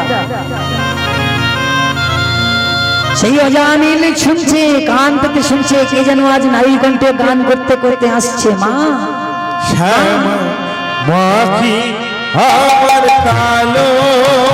শ্যামা মা কি আমার কালো?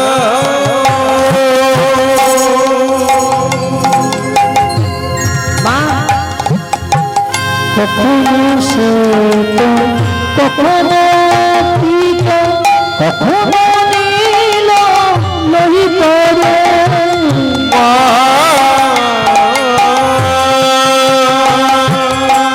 কখনো শ্বেত, কখনো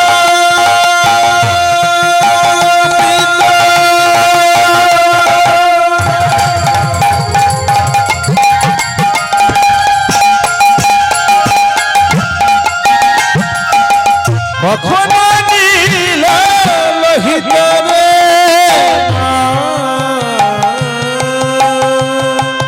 আস্তে আস্তে আস্তে আস্তে। হে ভক্তমণ্ডলী, ভক্তমতী মায়েরা, গান মানে হলো জ্ঞান, গানের মধ্যে বহু তত্ত্ব লুকিয়ে আছে। এখানে এই যে মা কালীর গানটা আমরা শুনছি, এটা কিন্তু মূর্তি কালী নয়, এটা হলো তত্ত্বকালী। কি বলছে না, বলছে মা কখনো শ্বেত, কখনো পীত, কখনো নীল, কখনো লোহিত রে। মানে চারটে রঙের কথা বলা হয়েছে, চারটে রং। মা কখনো শ্বেত, শ্বেত মানে কি সাদা, কখনো পীত মানে পিতল, কখনো নীল মানে নীল, কখনো আবার লোহিত মানে লাল। চারটে রঙের কথা বলা হয়েছে। আচ্ছা মায়েরা বলুন তো, জলের রং কি?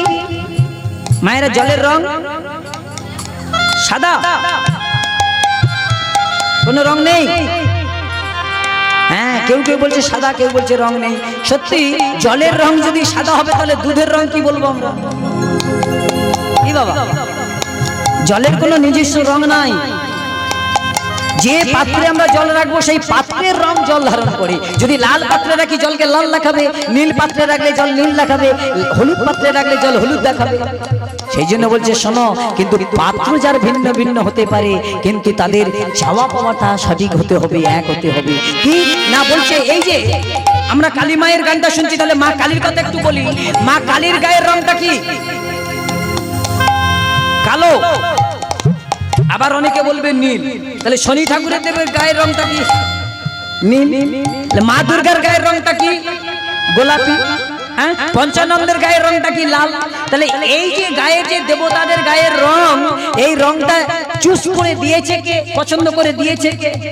বলছে এটা কিন্তু কেউ পছন্দ করে দেয়নি, এটা আমাদের পছন্দ। অর্থাৎ যে ঠাকুরটাকে তৈরি করেছে সেই ফটোদারের সৌন্দর্য যাতে বাড়বে সেই সিস্টেম অনুযায়ী রংটা লাগিয়েছে। কেউ বলে দেয়নি যে মা কালীর গায়ের রংটা কালো হতে হবে বা নীল হতে হবে, মা দুর্গার গায়ের রংটা গোলাপি হতে হবে। কি বাবা, এটা আমাদের সৌন্দর্য বাড়ানোর জন্য আমরা রংটা লাগিয়েছি। কিন্তু তত্ত্বদর্শী বলছে না, তোমার মধ্যে আছে এই চারটে রং, এই চারটের মধ্যে তুমি মাঝখানে দুটো বাদ দাও, প্রথমটা নাও আর শেষেরটা নাও, সাদা আর লাল। তাহলে আমাদের দেহের মধ্যে দুটো রং আছে, দুটো রক্ত আছে বাবা। দেহতত্ত্বে বলছে দুটো রক্ত, কি বলছে? এক শ্বেত কণিকা মানে সাদা রক্ত, আর একটা লোহিত কণিকা মানে লাল রক্ত। কিন্তু এখান থেকে যদি আমরা কেটে দিই, এখান থেকে দেখা যাবে কি রক্তের রংটা কি হবে? লাল। বলছে লাল রক্ত মায়েরা। তাহলে এবার চিন্তা করুন, আমাদের দেখুন দেহের মধ্যে যখন একটা ব্যাধি আসে, দুরকম ব্যাধির কিন্তু একই রকম সিস্টেম আছে। কি না, ডাক্তারবাবুর কাছে গেলাম, ডাক্তারবাবু আমার মাথাটা ঘুরছে, চোখটা ধোঁয়া হয়ে যাচ্ছে, আপনি একটু প্রেশার মাপার যন্ত্রটা লাগিয়ে দিয়ে একটু প্রেশারটা মেপে দিন তো। প্রেশার মাপার যন্ত্রটা লাগিয়ে দিলেন, এবার দিয়ে প্রেশারটা মেপে দিচ্ছেন। এই যে তোমার তো প্রেশারটা অনেক ডাউন হয়ে গেছে, মানে লো প্রেশার হয়ে গেছে, মানে সাদা রক্তটা কমে যাচ্ছে। সিস্টেম আছে। বলছে সাদা রক্তটা কমে যাচ্ছে, লো প্রেসার। তার জন্য প্রেসার ওঠার জন্য ডাক্তারবাবু 10টা ট্যাবলেট দিল, 2টো ইনজেকশন দিল, 10 দিন হিসাব করে খেতে বললো। 10 দিন পরে আবার এসো।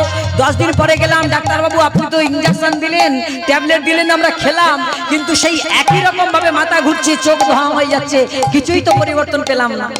আচ্ছা কই দেখি তো।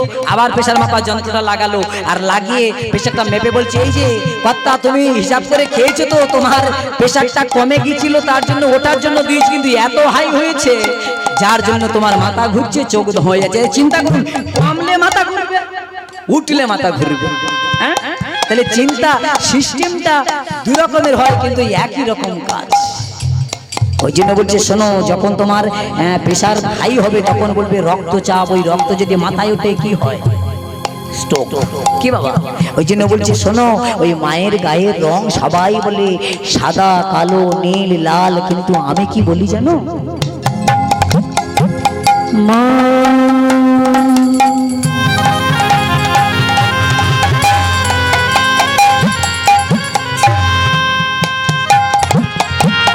কখনো শ্বেত, কখনো পীত, কখনো নীল লোহিত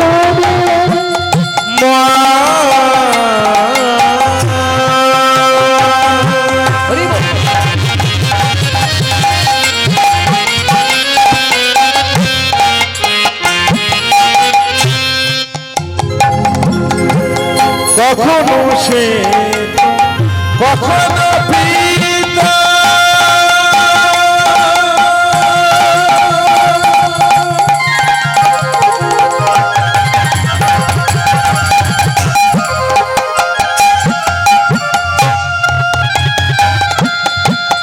কখনো নীল লোহিত রে,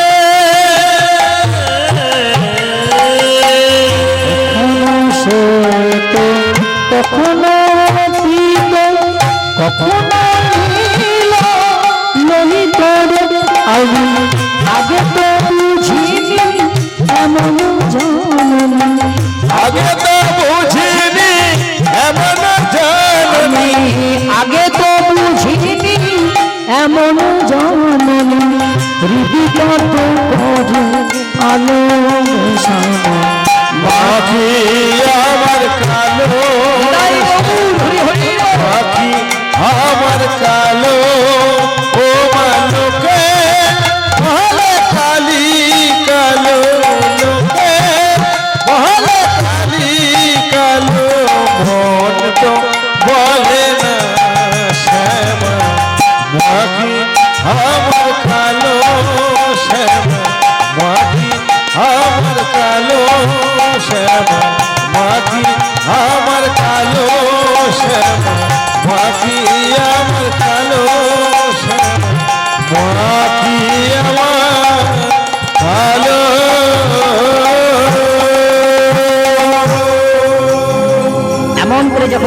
করছে, করতে করতে করতে করতে যখন ওই পাতার কুঠিরের কাছে এসেছে, এ কি, কে তুমি? তুমি আচ্ছা একটা মেয়ে ছিলে, এই জঙ্গলের মধ্যে তুমি এমন করে গান করছো, মা কালীর গান করছো, কে তুমি, কি তোমার পরিচয়? ওগো ব্রাহ্মণ, তোমার চেতন ফিরেছে, আজ আমি জানি। আমি তো এই মা কালীর সাধিকা। আমার মায়ের কাছে আমি প্রার্থনা করেছিলাম, মা তোমার জ্ঞান ফিরিয়ে দিয়েছে। আচ্ছা এবার আমি বুঝেছি তাহলে এই কুঠিরে আমাকে কে নিয়ে এসেছে। আচ্ছা তুমি আমাকে এই কুঠিরে নিয়ে এসেছো, কিন্তু কি নামটা তোমার আমার তো জানা হলো না। হে ব্রাহ্মণ, তুমি আমার নাম জানো না, কিন্তু আমি তোমার নাম জানি। আমি তোমার নাম জানি। তুমি তোমার বাবার সঙ্গে গোদাবরীর জলে, গোদাবরীর নদীতে তুমি স্নান করতে আসতে, আমি আমার বাবার সঙ্গে যেতাম। তুমি তো ব্রাহ্মণের ছেলে, তোমার সঙ্গে আমি দুটো কথা বলবো ভাবতাম, কিন্তু আমার বাবা বলতো, রে মা শোন, ওনারা হলেন ব্রাহ্মণ আর আমরা হলাম নিচু জাত। আমাদের ছায়া মারালে ব্রাহ্মণের মেরে আবার যে পুনর্বার গঙ্গায় স্নান করতে হবে, তাই আমি কোনোদিনই পারিনি, ব্রাহ্মণ পারিনি। কিন্তু আমার মায়ের কি মহিমা, আজ তোমাকে আমার ঘরে পাঠিয়েছে। ব্রাহ্মণ, তোমার জ্ঞান ফিরেছে, আমি অনেক কৃতার্থ। আজ তুমি ফিরে যাও। আচ্ছা তুমি আমায় উদ্ধার করেছো, আচ্ছা বলো তো, তুমি আমায় উদ্ধার করেছো, কিন্তু তোমার কাছে আমি যে ঋণী, আজ তোমায় কি দিলে তুমি আমার ঋণ মুক্ত করবে? ব্রাহ্মণ, তুমি আমাকে দিতে চাও, তবে শোনো ব্রাহ্মণ, শোনো, আমাকে তুমি ঋণ মুক্ত করতে গেলে আমি তোমার কাছে যেটা চাইবো তুমি আমায় দেবে। আচ্ছা আমি তোমায় সব দেবো, কিন্তু তোমার পরিচয়টা কি তুমি তো এখনো পর্যন্ত আমায় দিলে না। কি তোমার নাম?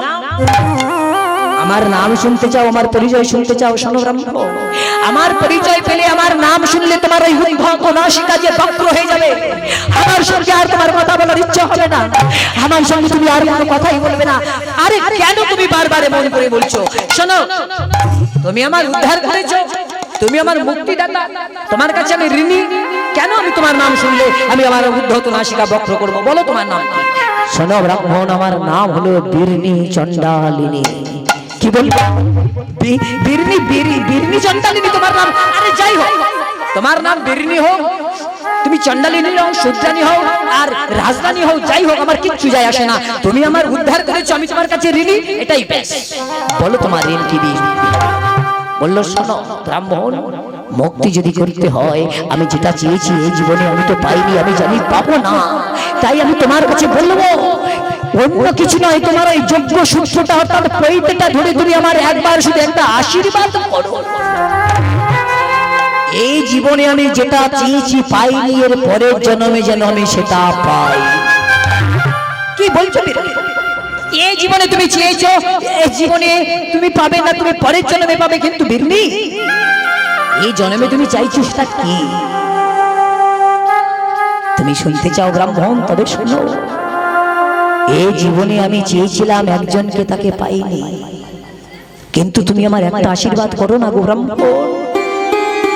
একটা আশীর্বাদ করলেই হয়ে যাবে। হ্যাঁ গো হ্যাঁ, একটা আশীর্বাদ যদি তুমি আমায় করো, এই জন্মে এই নারী জন্ম ধন্য হয়নি, কিন্তু এর পরের জন্মে যেন নারী জন্ম ধন্য হয়।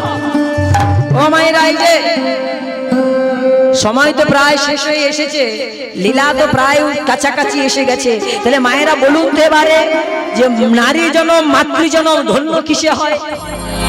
জানেন তো মাতৃজন্ম ধন্য কিসে হয়? শুনুন মায়েরা, মাতৃজন্ম তিনটে জিনিস না পেলে নারী জন্ম মাতৃজন্ম ধন্য হয় না। এক নম্বরটি ভালো করে শুনুন। এক নম্বরে হলো মাতৃজন্ম ধন্য করতে গেলে, এক নম্বরে সংসার, দ্বিতীয় হলো স্বামী, আর তৃতীয় হলো সন্তান। সেটা একটা হতে পারে, দুটো হতে পারে, আর একাধিক হতে পারে, ততোধিক হতেও পারে, সেটা বড় কথা নয়। কিন্তু নারী যেন ধন্য পায়, পূর্ণতা পায়, স্বামী সন্তান সংসার না হলে পূর্ণতা নাই। হে ব্রাহ্মণ, তুমি আমার এই আশীর্বাদ করো, এর পরের জন্মে যেন আমি এগুলো পাই। আচ্ছা বীরনি, তুমি এই জন্মে পাওনি, এই পরের জন্মে তুমি পাবে, কাকে পেতে চাও ব্রাহ্মণ? সেটাও তুমি শুনতে চাও? তবে শোনো, এই জন্মে আমি পাইনি, পরের জন্মে পাবো। সেই প্রতিরূপে স্বামী রূপে আমি পেতে চেয়েছি আমি তোমাকে। বীরনি, বলছো তুমি আমি হলাম ব্রাহ্মণ, তুমি হলে চণ্ডালিনী, এটা কি করে সম্ভব? আমি তোমার এই চাওয়া পাওয়া কি করে পূর্ণ করবো বীরনি? কেন তুমি আমার কাছে এমন করে আশীর্বাদ চাইলে ব্রাহ্মণ? কৃপণ কেন গো ব্রাহ্মণ, কেন কেন কেন? পারবে না তুমি আমার একটা আশীর্বাদ করতে? না না বিরনি, আমি সেটা বলতে চাইছি না। এই জন্মে আমি মানব হয়েছি, তুমি মানবী। এর পরের জন্মে যদি আমরা আবার মানবী হয়ে না আসি, কি গো মায়েরা, নিঃশ্বাসের দিয়ে তো কোনো বিশ্বাস নেই। কে থাকবো আর কে যাবো সেটা বলা যে বড় বাহুল্যের কথা। তাহলে আমরা কথা দিয়ে যাব তো? এ বছর আমরা এখানে হরিবাসরে বসে হরিনাম শুনছি, পরের জন্মে আবার আমরা এখানে এসে হরিনাম শুনবো, কথা দিয়ে যাব তো নাকি? আমরা কথা দেব তো আমরা এই যে মানুষ হয়েছি, আবার এর পরের জন্মে আমরা ফের মানুষ হয়ে আসবো? কে মা কথা দিতে পারবো না? হ্যাঁ, 84 লক্ষ জনই ভ্রমণ করে তবে হয়েছে সাদের একবার দুর্লভ মানব জন্ম। এত সুবিধা নয় যে এই জন্মে মানুষ হয়েছে এর পরের জন্মে আবার মানুষ হয়ে আসবো তো? আর আসবো কি ঠিক নেই মা। কতবার পোকা কুলে কৃমি কীট কুলে জন্ম নিতে হয়েছে, বৃক্ষ কুলে জন্ম নিতে হয়েছে, মৎস্য কুলে জন্ম নিতে হয়েছে, পক্ষী কুলে জন্ম নিতে হয়েছে, তবেই একবার এই সাদের দুর্লভ মানব জন্ম পেয়েছি। আর হবে না। এই জন্য বলছে, শোনো বিরনি, এমন মানব জন্ম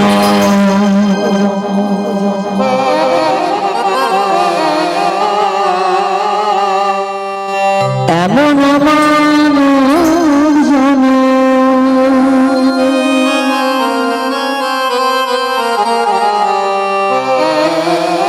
আর হবে না।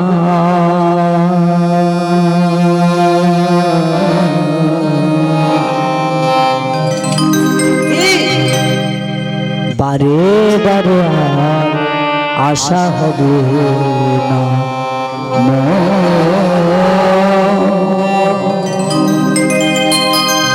বারে বারে আর আশা হবে না। এমন মানবী জন্ম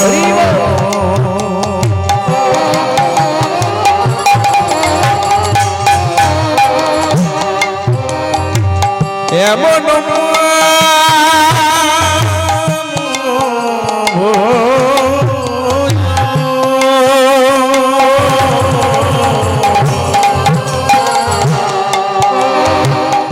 এমন মানব জন্ম আর হবে না। বারে বারে আর আশা হবে না। মনে বারে বারে আর আশা হবে না। এমন মানব জন্ম এমন মানব জন্ম এমন মানব জন্ম আর হবে না। বারে বারে আর আশা হবে না। মনে বারে বারে আর আশা হবে না। কি কর্ম করিলে আসিয়ে ধরা,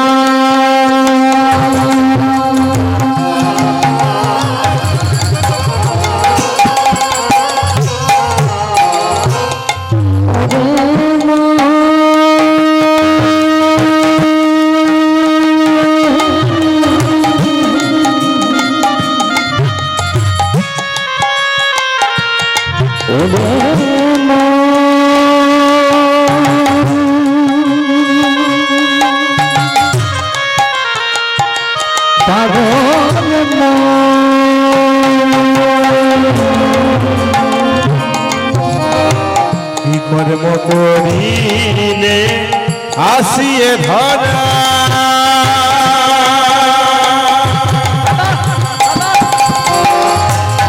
ওরে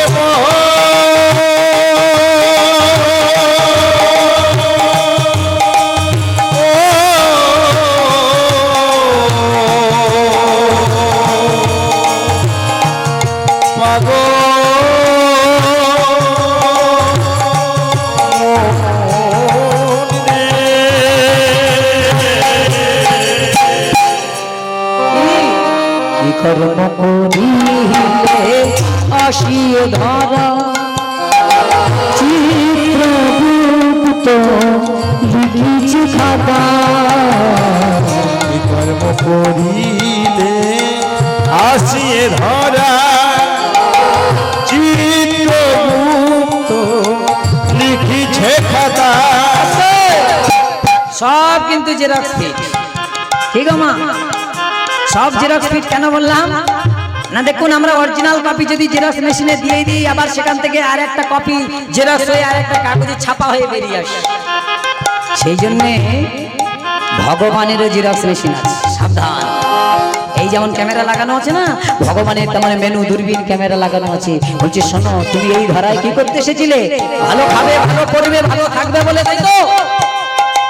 ভালো আয়ুষ করবে, ভালো থাকবে, ভালো খাবে বলে।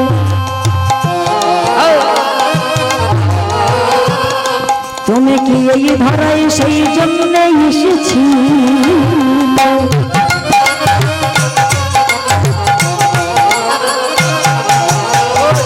ভাবো তত্ত্ব তাই কি বলে জান?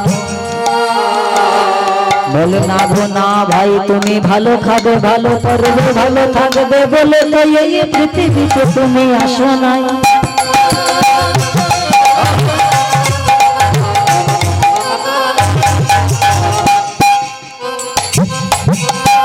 ভগবানের আছে দেখো ওই যে ক্যামেরা, সেই ক্যামেরায় তোমার ভাই সব জেরক্স হয়ে যায়।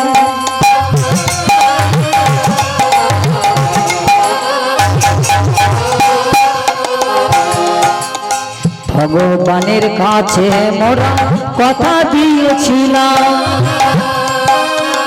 হরি হরি বলে তোমার ডাকবো, কথা রাখলাম। হরি বলো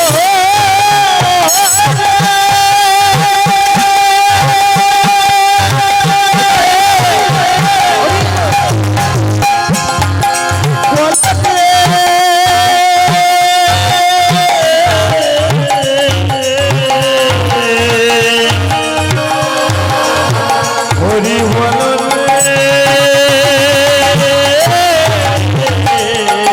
বলো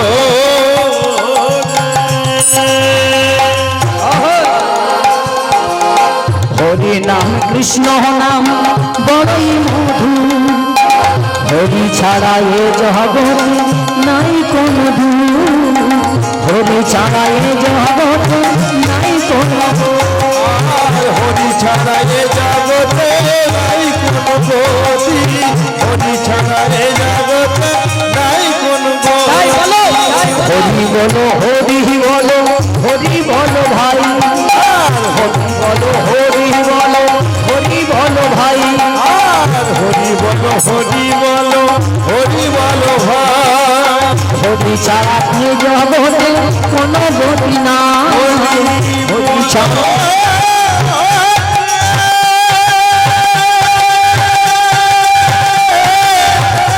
নিতাই গৌর, হরি বলো রে।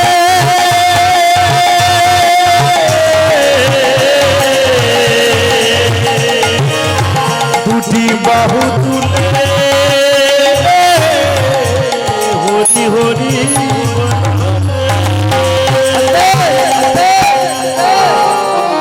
মায়েরা, কথা দেব তো? কি কি কর্ম করিলে আসিয়ে ধরা, চিত্রগুপ্ত লিখিছে খাতা। কি কর্ম করিলে আসিয়ে ধরা, চিত্রগুপ্ত লিখিছে খাতা। বিচার করিবে সেই বিধাতা, আর বিচার করিবে সেই বিধাতা। আরে বিচার করিবে সেই বিধাতা। আর বিচার করিবে সেই বিধাতা। তাহার কাছে ফাঁকি ঝুঁকি চলে না, বারে আর আশা হবে না, বারে বারে আর আশা হবে না। এমন মানব জন, এমন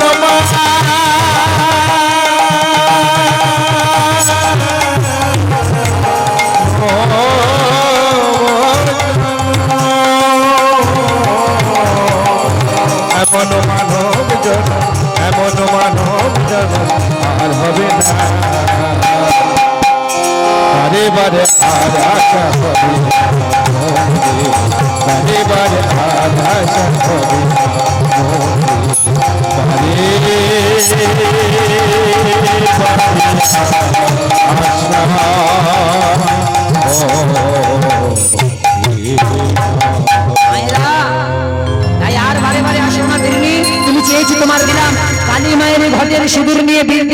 কপালে তুলে দিল, আর কপালে যখন দিল স্ত্রীর মর্যাদা দিল।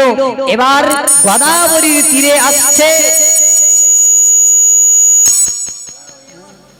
হাত দেন, হাত কিন্তু ছেড়ে দাও।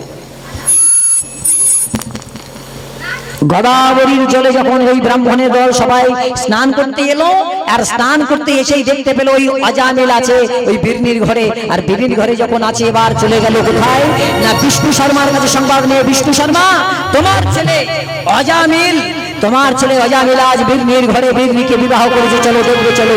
গেল, গিয়েই দেখলো সত্যি সত্যি বিবাহ করেছে। ওই বিষ্ণু শর্মা ব্রাহ্মণ বলে উঠলো, অজামিল তুমি আজ কাষ্ঠ সংগ্রহ করতে এসে যখন তুমি বীরনিকে বিবাহ করেছো, আজ থেকে আমি তোমায় বললাম শোনো, আজ থেকে আমি তোমার তজ্জ পুত্র করলাম, আর আজ থেকে তুমি করবে না এই কৃষ্ণ ভজন, আজ থেকে তুমি করবে কালী সাধন, কালীর ভক্ত, মা কালীর আরাধনা করবে। বেশ বাবা, তাই হোক। আজ আমি তোমার কাছে কথা দিলাম, আজ থেকে আমি করবো না কৃষ্ণ পূজা, আজ থেকে করবো না আমি কালী, আজ থেকে করবো আমি কালীর পূজা, আমি কথা দিলাম। কিন্তু বাবা তুমি বলে যাও, ব্রাহ্মণগণ আপনারা সবাই বলে যান যে আমি কি করে খাবো। বললো তুমি ডাকাতি করবে, রাহাজানি করবে, দুষ্কৃতি করবে মায়েরা। তাই ওই ব্রাহ্মণদের কথা মতো অজামিল দুষ্কৃতি করেছিল, রাহাজানি করেছিল, আর ওই চুরি ডাকাতি করে খেত। কিন্তু ছোট ছেলের নাম ছিল নারায়ণ, সেই নারায়ণ নাম বলতে বলতে অজামিলের মৃত্যু হয়েছিল। আর মৃত্যুকালে স্বর্গ থেকে কৃষ্ণ দূত এসে বৈকুণ্ঠ ধামে নিয়ে গিয়েছিল। মা সংক্ষেপে সমাপ্ত করলাম। জয় রাধে। যদি ভুল ত্রুটি হয় নিজের সন্তান মনে করে ক্ষমা করবেন, আর বিদায় নিলাম। যদি আমার অ্যাড্রেস কারোর প্রয়োজন হয় সংগ্রহ করতে পারেন। জয় রাধে। আর একটা কথা মা, সবাই মিলে প্রেম সে জয়ধ্বনি, হলুদ ধ্বনি জয় রাধে সবাই মিলে এখানে রাখলাম। আরে এইখানে রহিল প্রভুর লীলার মাধুরী, এখানে রহিল প্রভু লীলার মাধুরী, আরে এইখানে রহিল প্রভুর লীলার মাধুরী, এখানে রহিল প্রভু লীলার মাধুরী। সর্বমনে ভক্তমনে বলুন হরি হরি, সর্বমনে বলুন হরি হরি, সর্বমনে ভক্তমনে বলুন হরি হরি, সর্বমনে ভক্তগণে বলুন হরি হরি। হরি বল হরি বল, হরি বল হরি বল, হরি বল হরি বল, হরি বল হরি বল। শ্রী গুরু নিতাই গৌর কৃষ্ণ প্রমানন্দ, হরি বল হরি বল হরি বল। জয় রাধে জয় রাধে জয় রাধে।